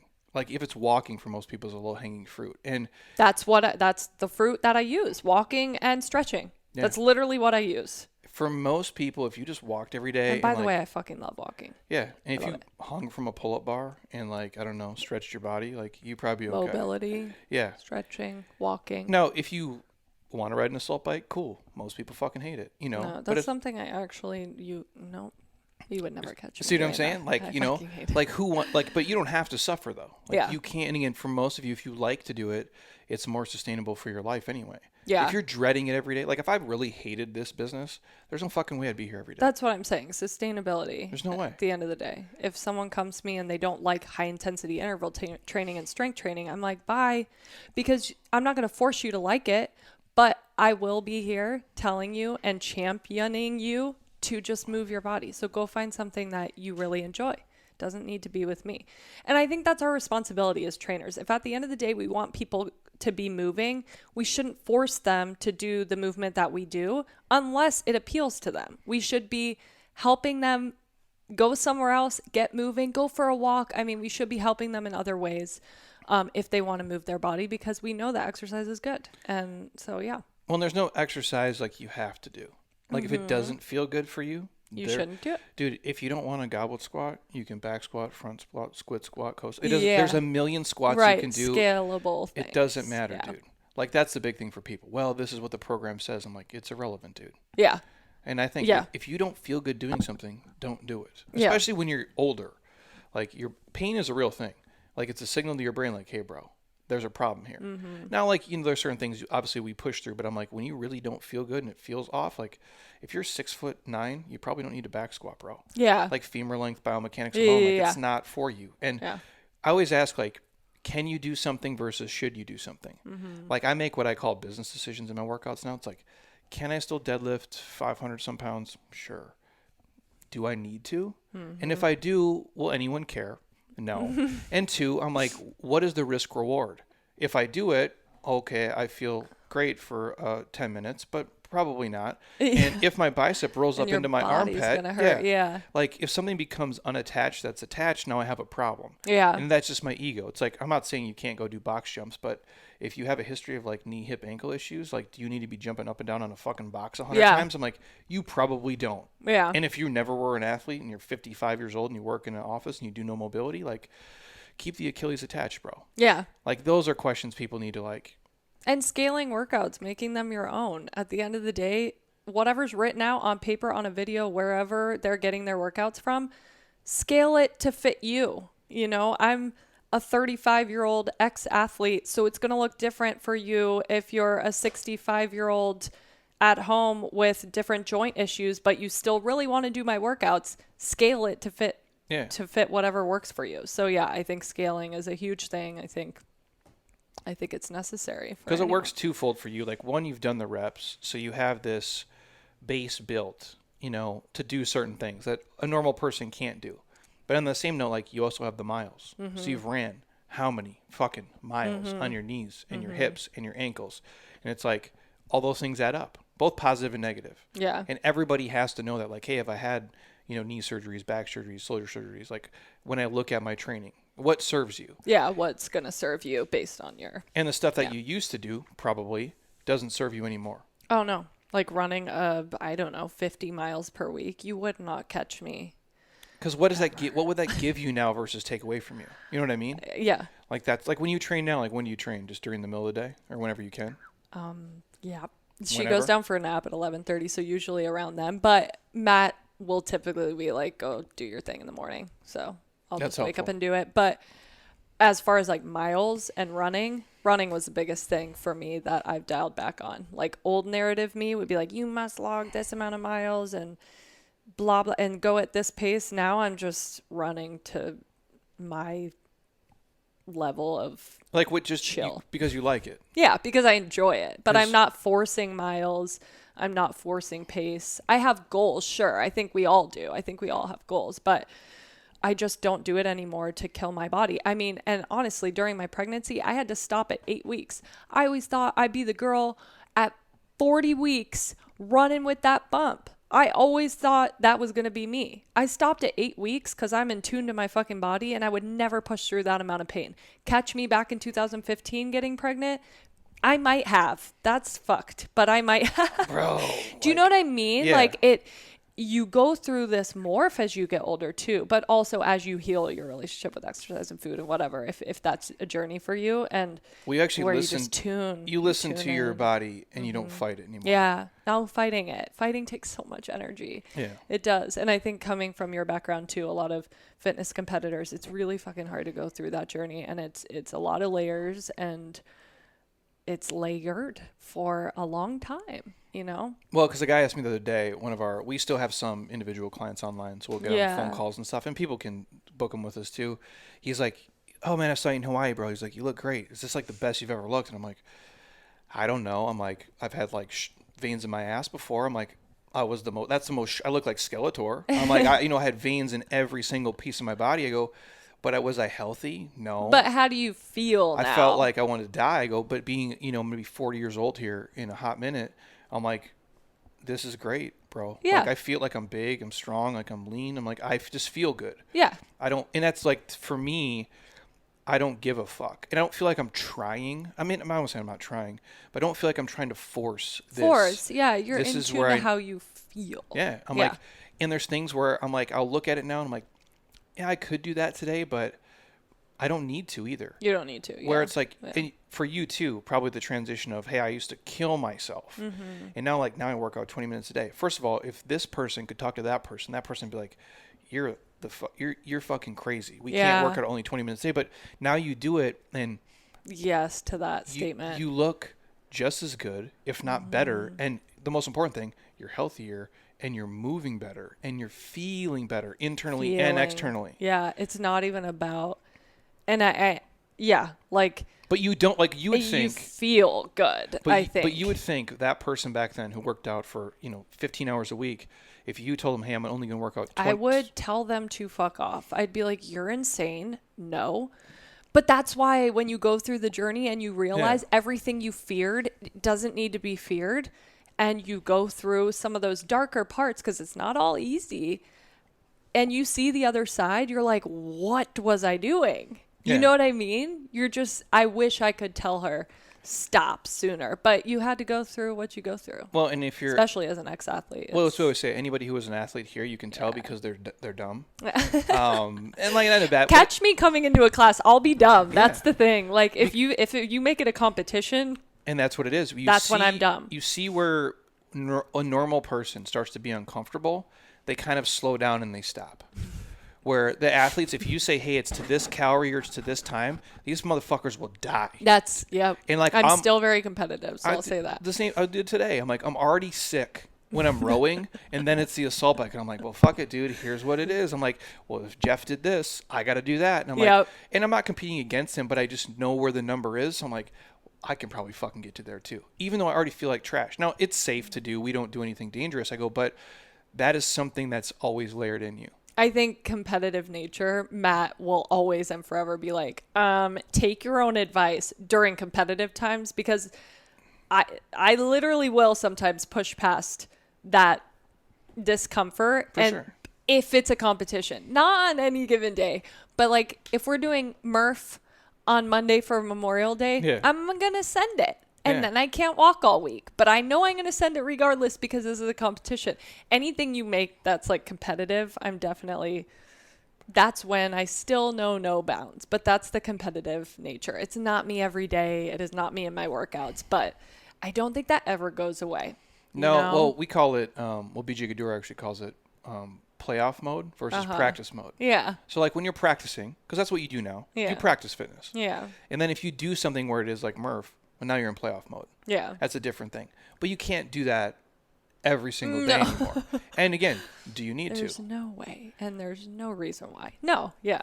And I think most people would be surprised like how much you can get done in a small amount of time, and divorcing your mind from the feeling of, and this is a thing, and in every talk we do, we talk about the scale and how it's a one-trick pony and it's a shitty trick at that. Mm-hmm. So I'm not a fan of it for 99% of people.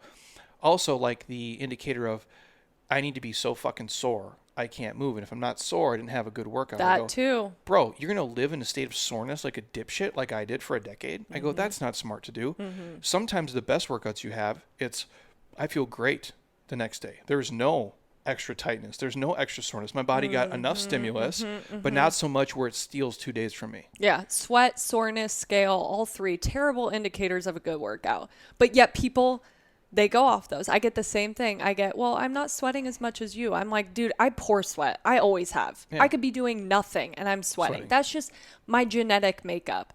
So don't gauge that. And same for soreness. I was like, some people are more prone to getting sore. At the end of the day, if you're not, good for you. Like it's weird. Don't gauge that on how good a workout is. It's weird too, because like if you really do mobility, like, and I don't mean like passive, like active mobility. It's the fucking worst. It's like, absolutely terrible. I'll go through like a whole flow here. And again, admittedly, like I do an hour of mobility every single day. I build my own schedule. I have the luxury to do that. If I can't do the full fucking splits by the end of the year, I'm going to fucking quit fitness. I'm fucking done. I swear to God. I'll go through here and I'm going, and my hamstrings, dude, are just shaking. I'm dripping sweat. And I'm like, I'll go through and I go, I haven't even worked out yet. No, this is harder than the shit I'm going to do. Is truly so hard. And stretching sometimes. I'm just like, why does this feel so hard? I'd rather be jumping around doing 7,000 burpees right now. Because it's easier for me. Yeah. And I think people default to sometimes like, well, let me do this thing. Yeah, I'm guilty of it too. Yeah. With mobility, that's the one thing that I've had to be really good at after my injury, but I still don't like it. No, it's not. But it's still met with resistance every day. Same for assault bike, Bulgarian split squats, and pull-ups. I fucking hate all three of those, but I do them. Yeah. I know Bulgarian split squats are good, and pull-ups. Assault bike, you could convince me otherwise. But it's like you don't have to do it. No, not, and I will never. You would catch me probably not doing an assault bike once a year, maybe if I go to work. I mean, we have these guys do it so much. You're making me not want to come do it. It's just so, you know why we do it? Because it's the most efficient thing in the time frame they can do. Because it's all four limbs, and so most people can't sprint. Most people don't have the mechanics to really run, but they can die in an assault bike. I would go sprint 7 times as fast as I Well, it's could way more before I do an assault It's bike. way more fun. Yeah. Oh God. Yeah. Well, that's why people hate it so much. Makes me want to vom.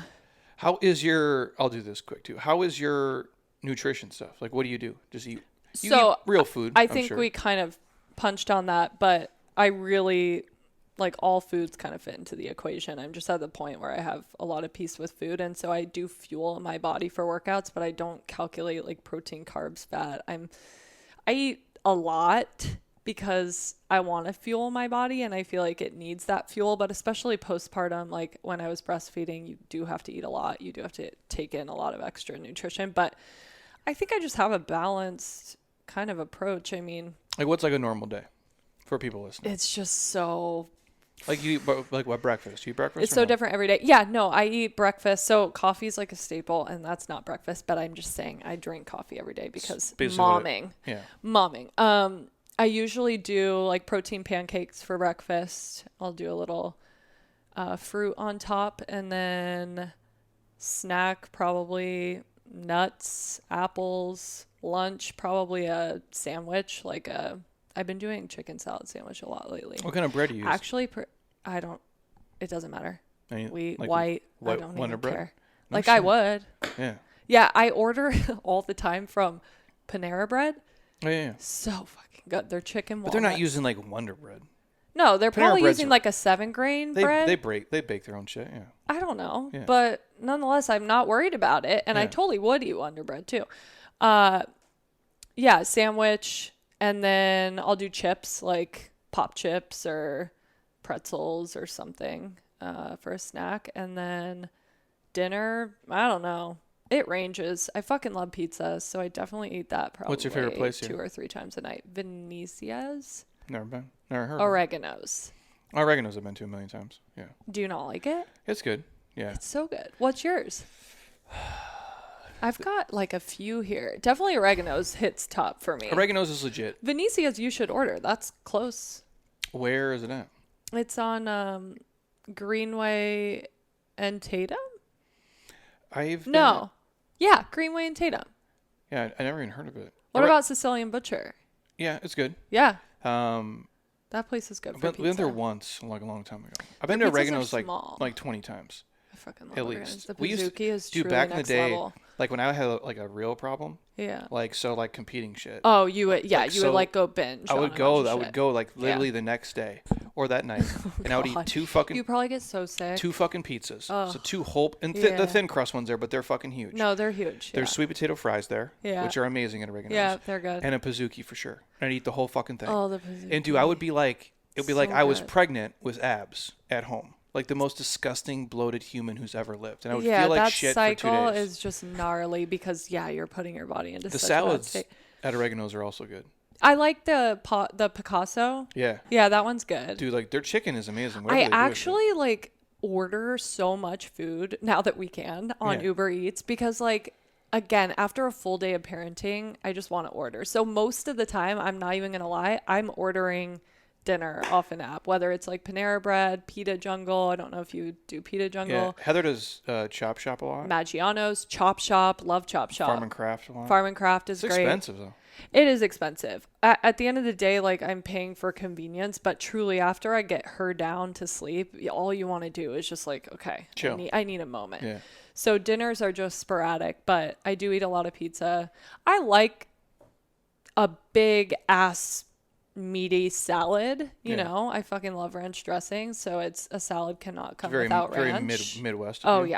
yeah. Ranch is my jam. 40301 is a pizza place. There's one in never heard of it. There's one in Old Town which I've never been, but the one in downtown Phoenix. Go to that one. Okay. It's FORNO 301. Everybody who works there is 301. all Italian. I've never heard of it. yeah. Like if you call there, everyone's Italian. Like our waiter was like from Amalfi. Okay, so It's it's legit, like legit. authentic. Yeah, they do cauliflower like in bolognese, like Uh-huh. everything there. And I think the only beers are like a Peroni. That's it. Okay, And yeah. like a red wine or white wine. That's your So choices. it's very like authentic Italian. Yeah, is it the best pizza I've ever had? No, but I'd it's like probably get a pasta there then. yeah, they got all the shit. Have you had It's Maggiano's? maybe years? It's right up here. Yeah. Years ago. Yeah, So good. I've only you know what? I've never really ate Italian. I mean, Their when raviolis. we went to truly Italy, best. I would eat pizza every day. But Yeah. never here. Like, what's the other one that's down? Pasta Brioni has been there forever. I haven't had Right by that one. Sprouts. I haven't had that one. You know what? I ate Italian here once at Brio. Do you remember that? Mm-mm. It used to be in the Scottsdale Quarter. Mm-mm. Like now where Etta is. That was a restaurant. Oh, I know where Etta is. That was a restaurant before. Years ago. Like back in the day when like there was no condos up here and no Whole Foods or nothing. Yeah, I feel like Maggiano's wasn't up here until... No, it's been Actually, here. Actually, maybe it has been up Forever. here. That was like the only thing up here, though. Yeah. Like, there's no, like when you go north of here, sorry everybody listening.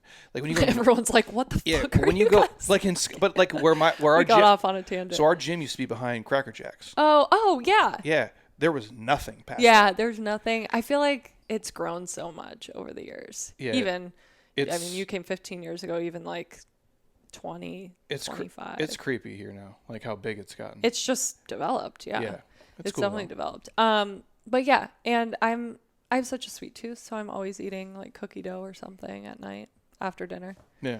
I snack a good amount, but I don't know. But the portions every day is so different. The portions aren't wild. Matt would say they're not. Yeah. For But you. I also eat till I'm full. Like I actually am tuned in with am I full versus back in the day, I was restricting so much that I would binge, you know what I mean? Like I would have to eat so much to get full, but I would go past my hunger cues, past my fullness cues. Now I can just eat cookie dough and be like, oh, I'm full. But that's like a skill though too. Oh, I'm Most making it seem most easy. people don't It's have not. it. That's No. why I say, like, that's why I outsource, because I'm like, go work with an intuitive eating counselor. Most people cannot just pick up on intuitive eating. It's a hot term.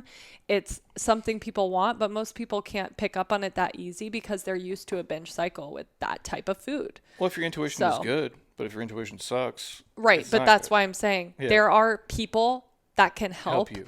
and you should go to the people that can help. You shouldn't be going to trainers at the end of the day unless they're very well versed in those things. I truly believe that should be outsourced 100%, especially if you're dealing with an eating disorder. Because so many people go avalanche mode, we call it. Like either all or nothing. All in or nothing, yeah. And I was terrible with that for a long time. But well, you put safeguards in place too, I'm sure, like I do. Like, you know those little mercenaries, the Girl Scouts?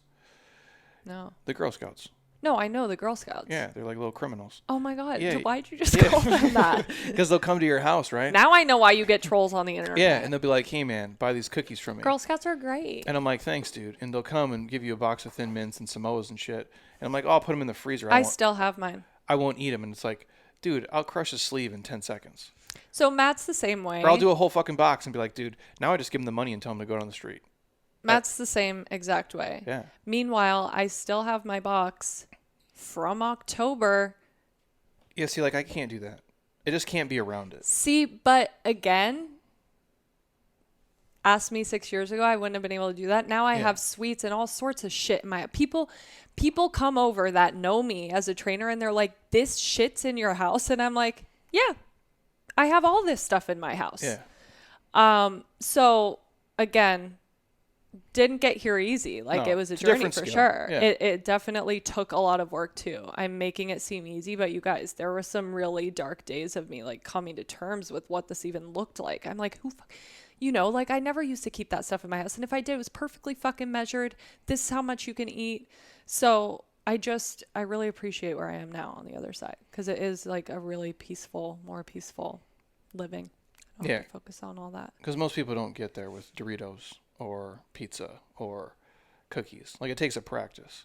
And sometimes your person... But I wasn't immediately there with all that stuff. No, for sure. It took a while. But sometimes, like, your personality type, if you're just so all or nothing. Yeah. It's it's like, you know how people, like, if you're an alcoholic, you can't have a beer, dude. Like, you just can't. Like, and addictive personalities are the same with fitness and nutrition. 100%. So, and I have very strong genes for addictive personalities. And so my mom would say the same thing. She's like, you're an addictive personality in your scheduling, your routine. That's why motherhood was like, fuck you. Yeah. That's why it fucked me up so bad though, because I had to like not have control over every little thing. You don't have control over every little thing. No.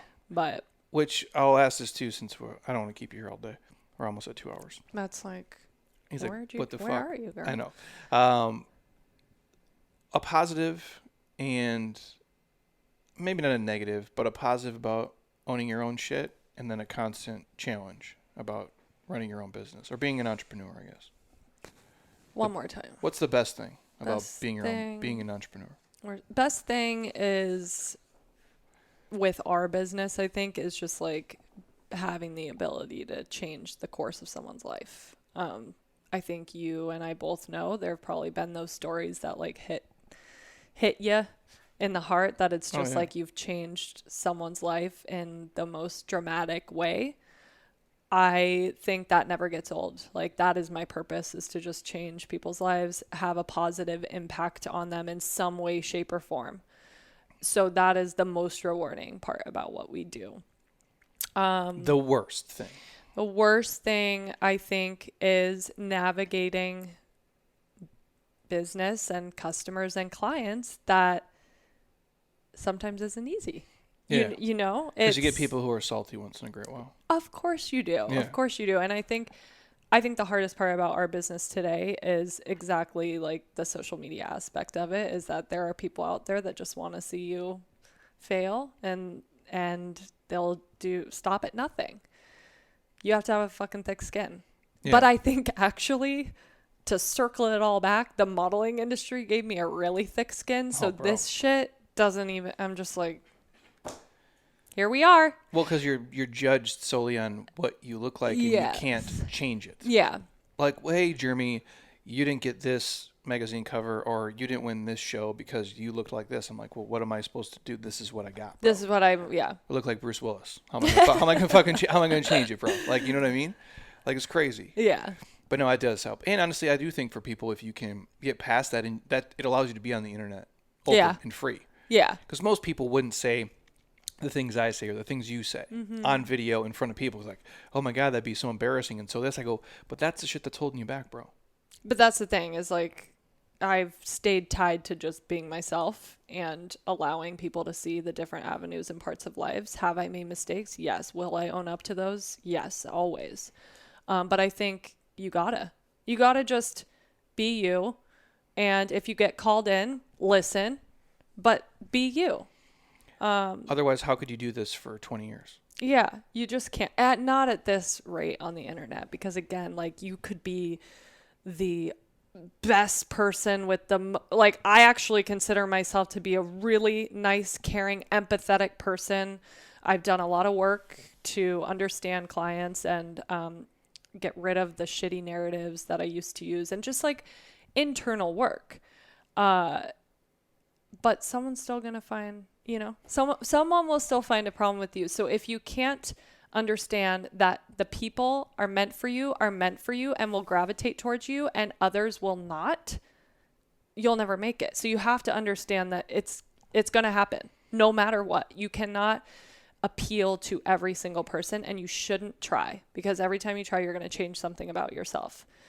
Now, this doesn't apply to being called in if you're being a dick. So if you get called in, listen to it, especially if it's a worthy thing. But if people are just coming at you for no fucking reason. Well, it's we keep the Kobe quote always here on the wall, because I'm like, they don't do it if you suck, though. You know what I mean? I'm reading it right now. We only do it to the people who are good and the people who are great. Like, that's who we want to tear down. Like, we don't. And what I found is, like, nobody does it who's like, people are doing like better than you. Don't do that in anything.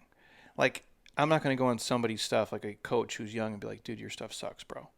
I would never do that. Like, we don't. Like, better people just don't do it. It's usually people who are just, and I always say, like, man, if that's happening to people, I'm like, you know how shitty someone's life has to be? To stop their life and watch your shit and tell you how much you suck. Yeah. That person is broken, dude. Yeah, and like, I know it's hard to feel empathy for an asshole, but I'm like, you almost have to. Like, that's it. I do. I mean, at the end of the day, most of the time it's a stranger on the internet that won't even show their username, No. Well, and I would say, like, you know what? When people go to the beach, they'll complain that there's sand. It's like, there's always, it doesn't matter. Like, it doesn't matter. It really doesn't. Because again, I would like to consider myself like a pretty even keel, like likable person, if you will. But it doesn't matter. It doesn't matter, It's a new world we're in. Yeah. I think there was something on the internet that was, what was it? It's such a funny meme, but I think it's something like, I don't like apples, but I like oranges. And then someone comes back and they're like, well, I fucking hate you because you don't like apples and you like oranges. It could be like the most basic thing. But that is exactly what we do. But that's what, all you day. know, that's kind of what it is. So again, just like morphing with the times and understanding that a lot of times it's not about you. It's just, you got to move past it. Last two questions and I'll get you out of here.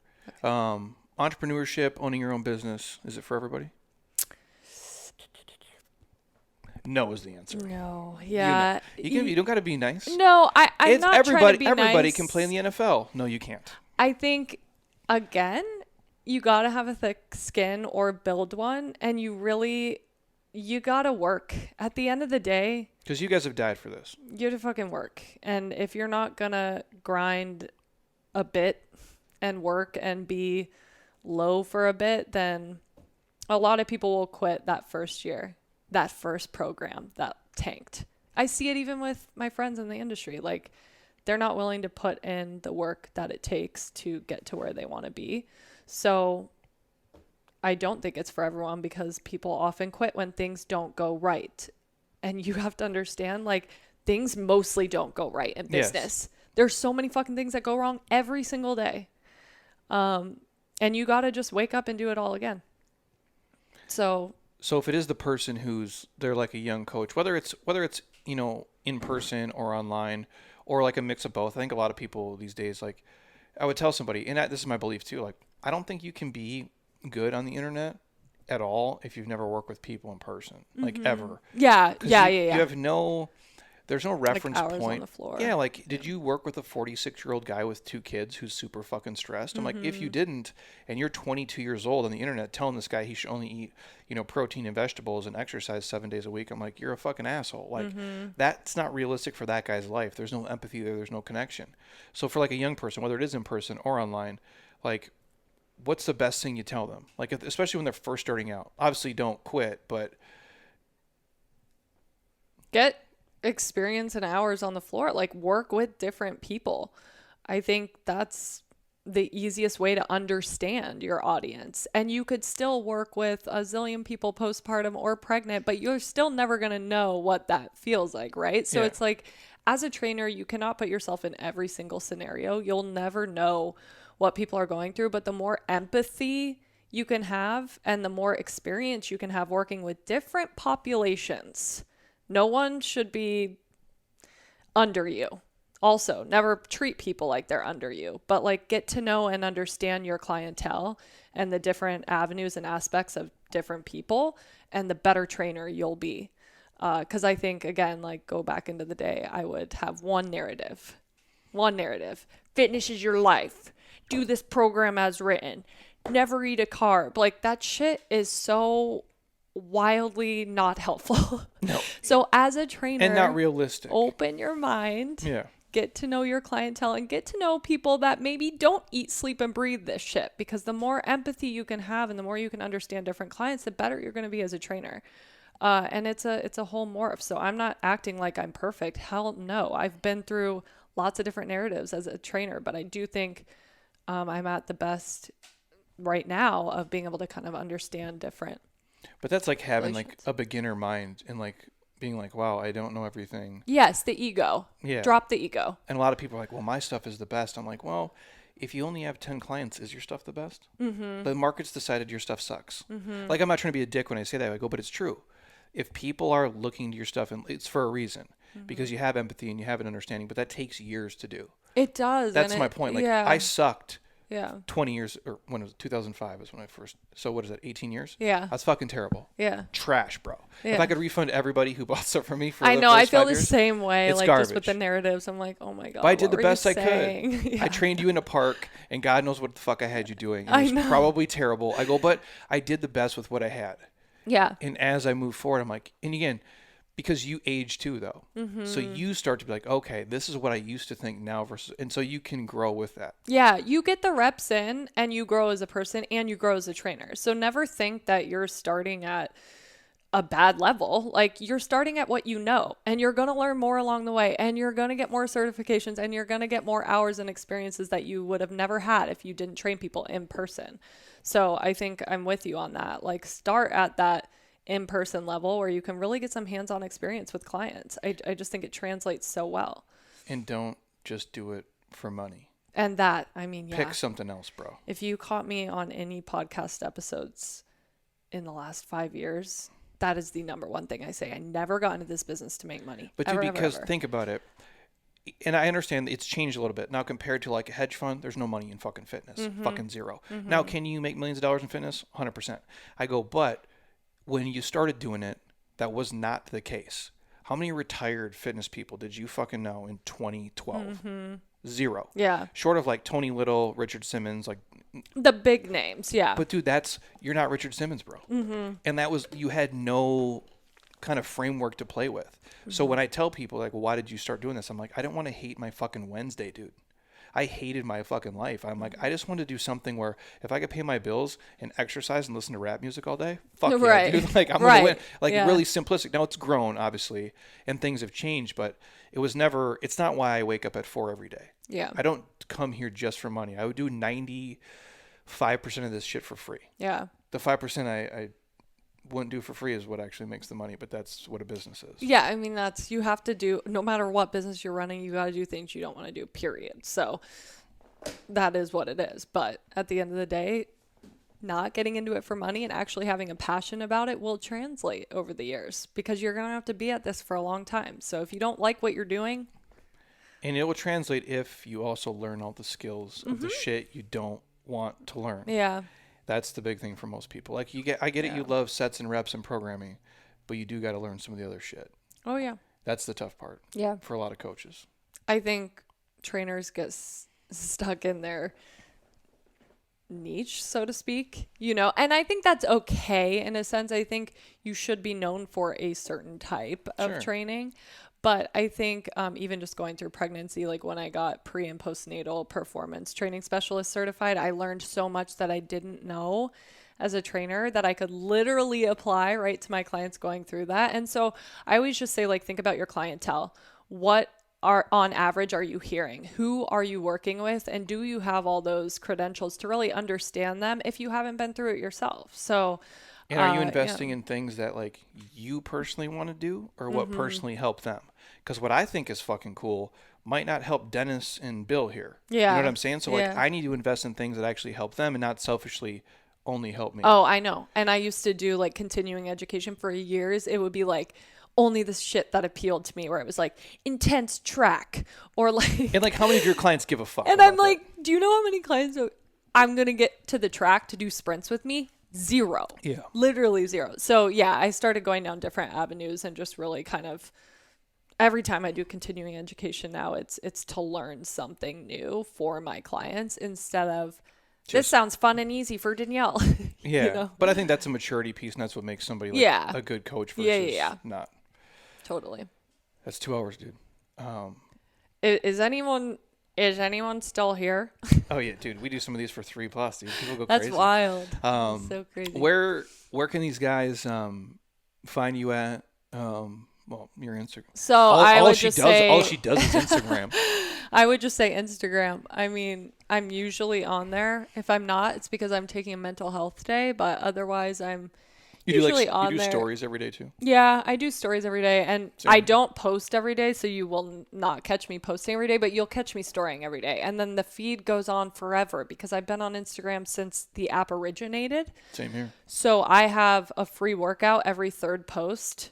You could literally scroll my feed for hundreds of free workouts before you ever paid me a dime. So if you just want to do some bullshit workouts you see on Instagram, I'm like, it's a mix though. It's like full body strength. It'll be like a bench workout, a Bosu ball workout, medicine ball workout. I've got workouts for days on Instagram. When it's free. And then, and the content in between them, some is helpful, some is humorous. I'd like to think I've got a good sense of humor, but you can scroll my feed to see. Well, they listen to you for 2 hours. I think I get it. What's the Instagram handle? At Danielle Pascente. It's just my first and last name. Boom.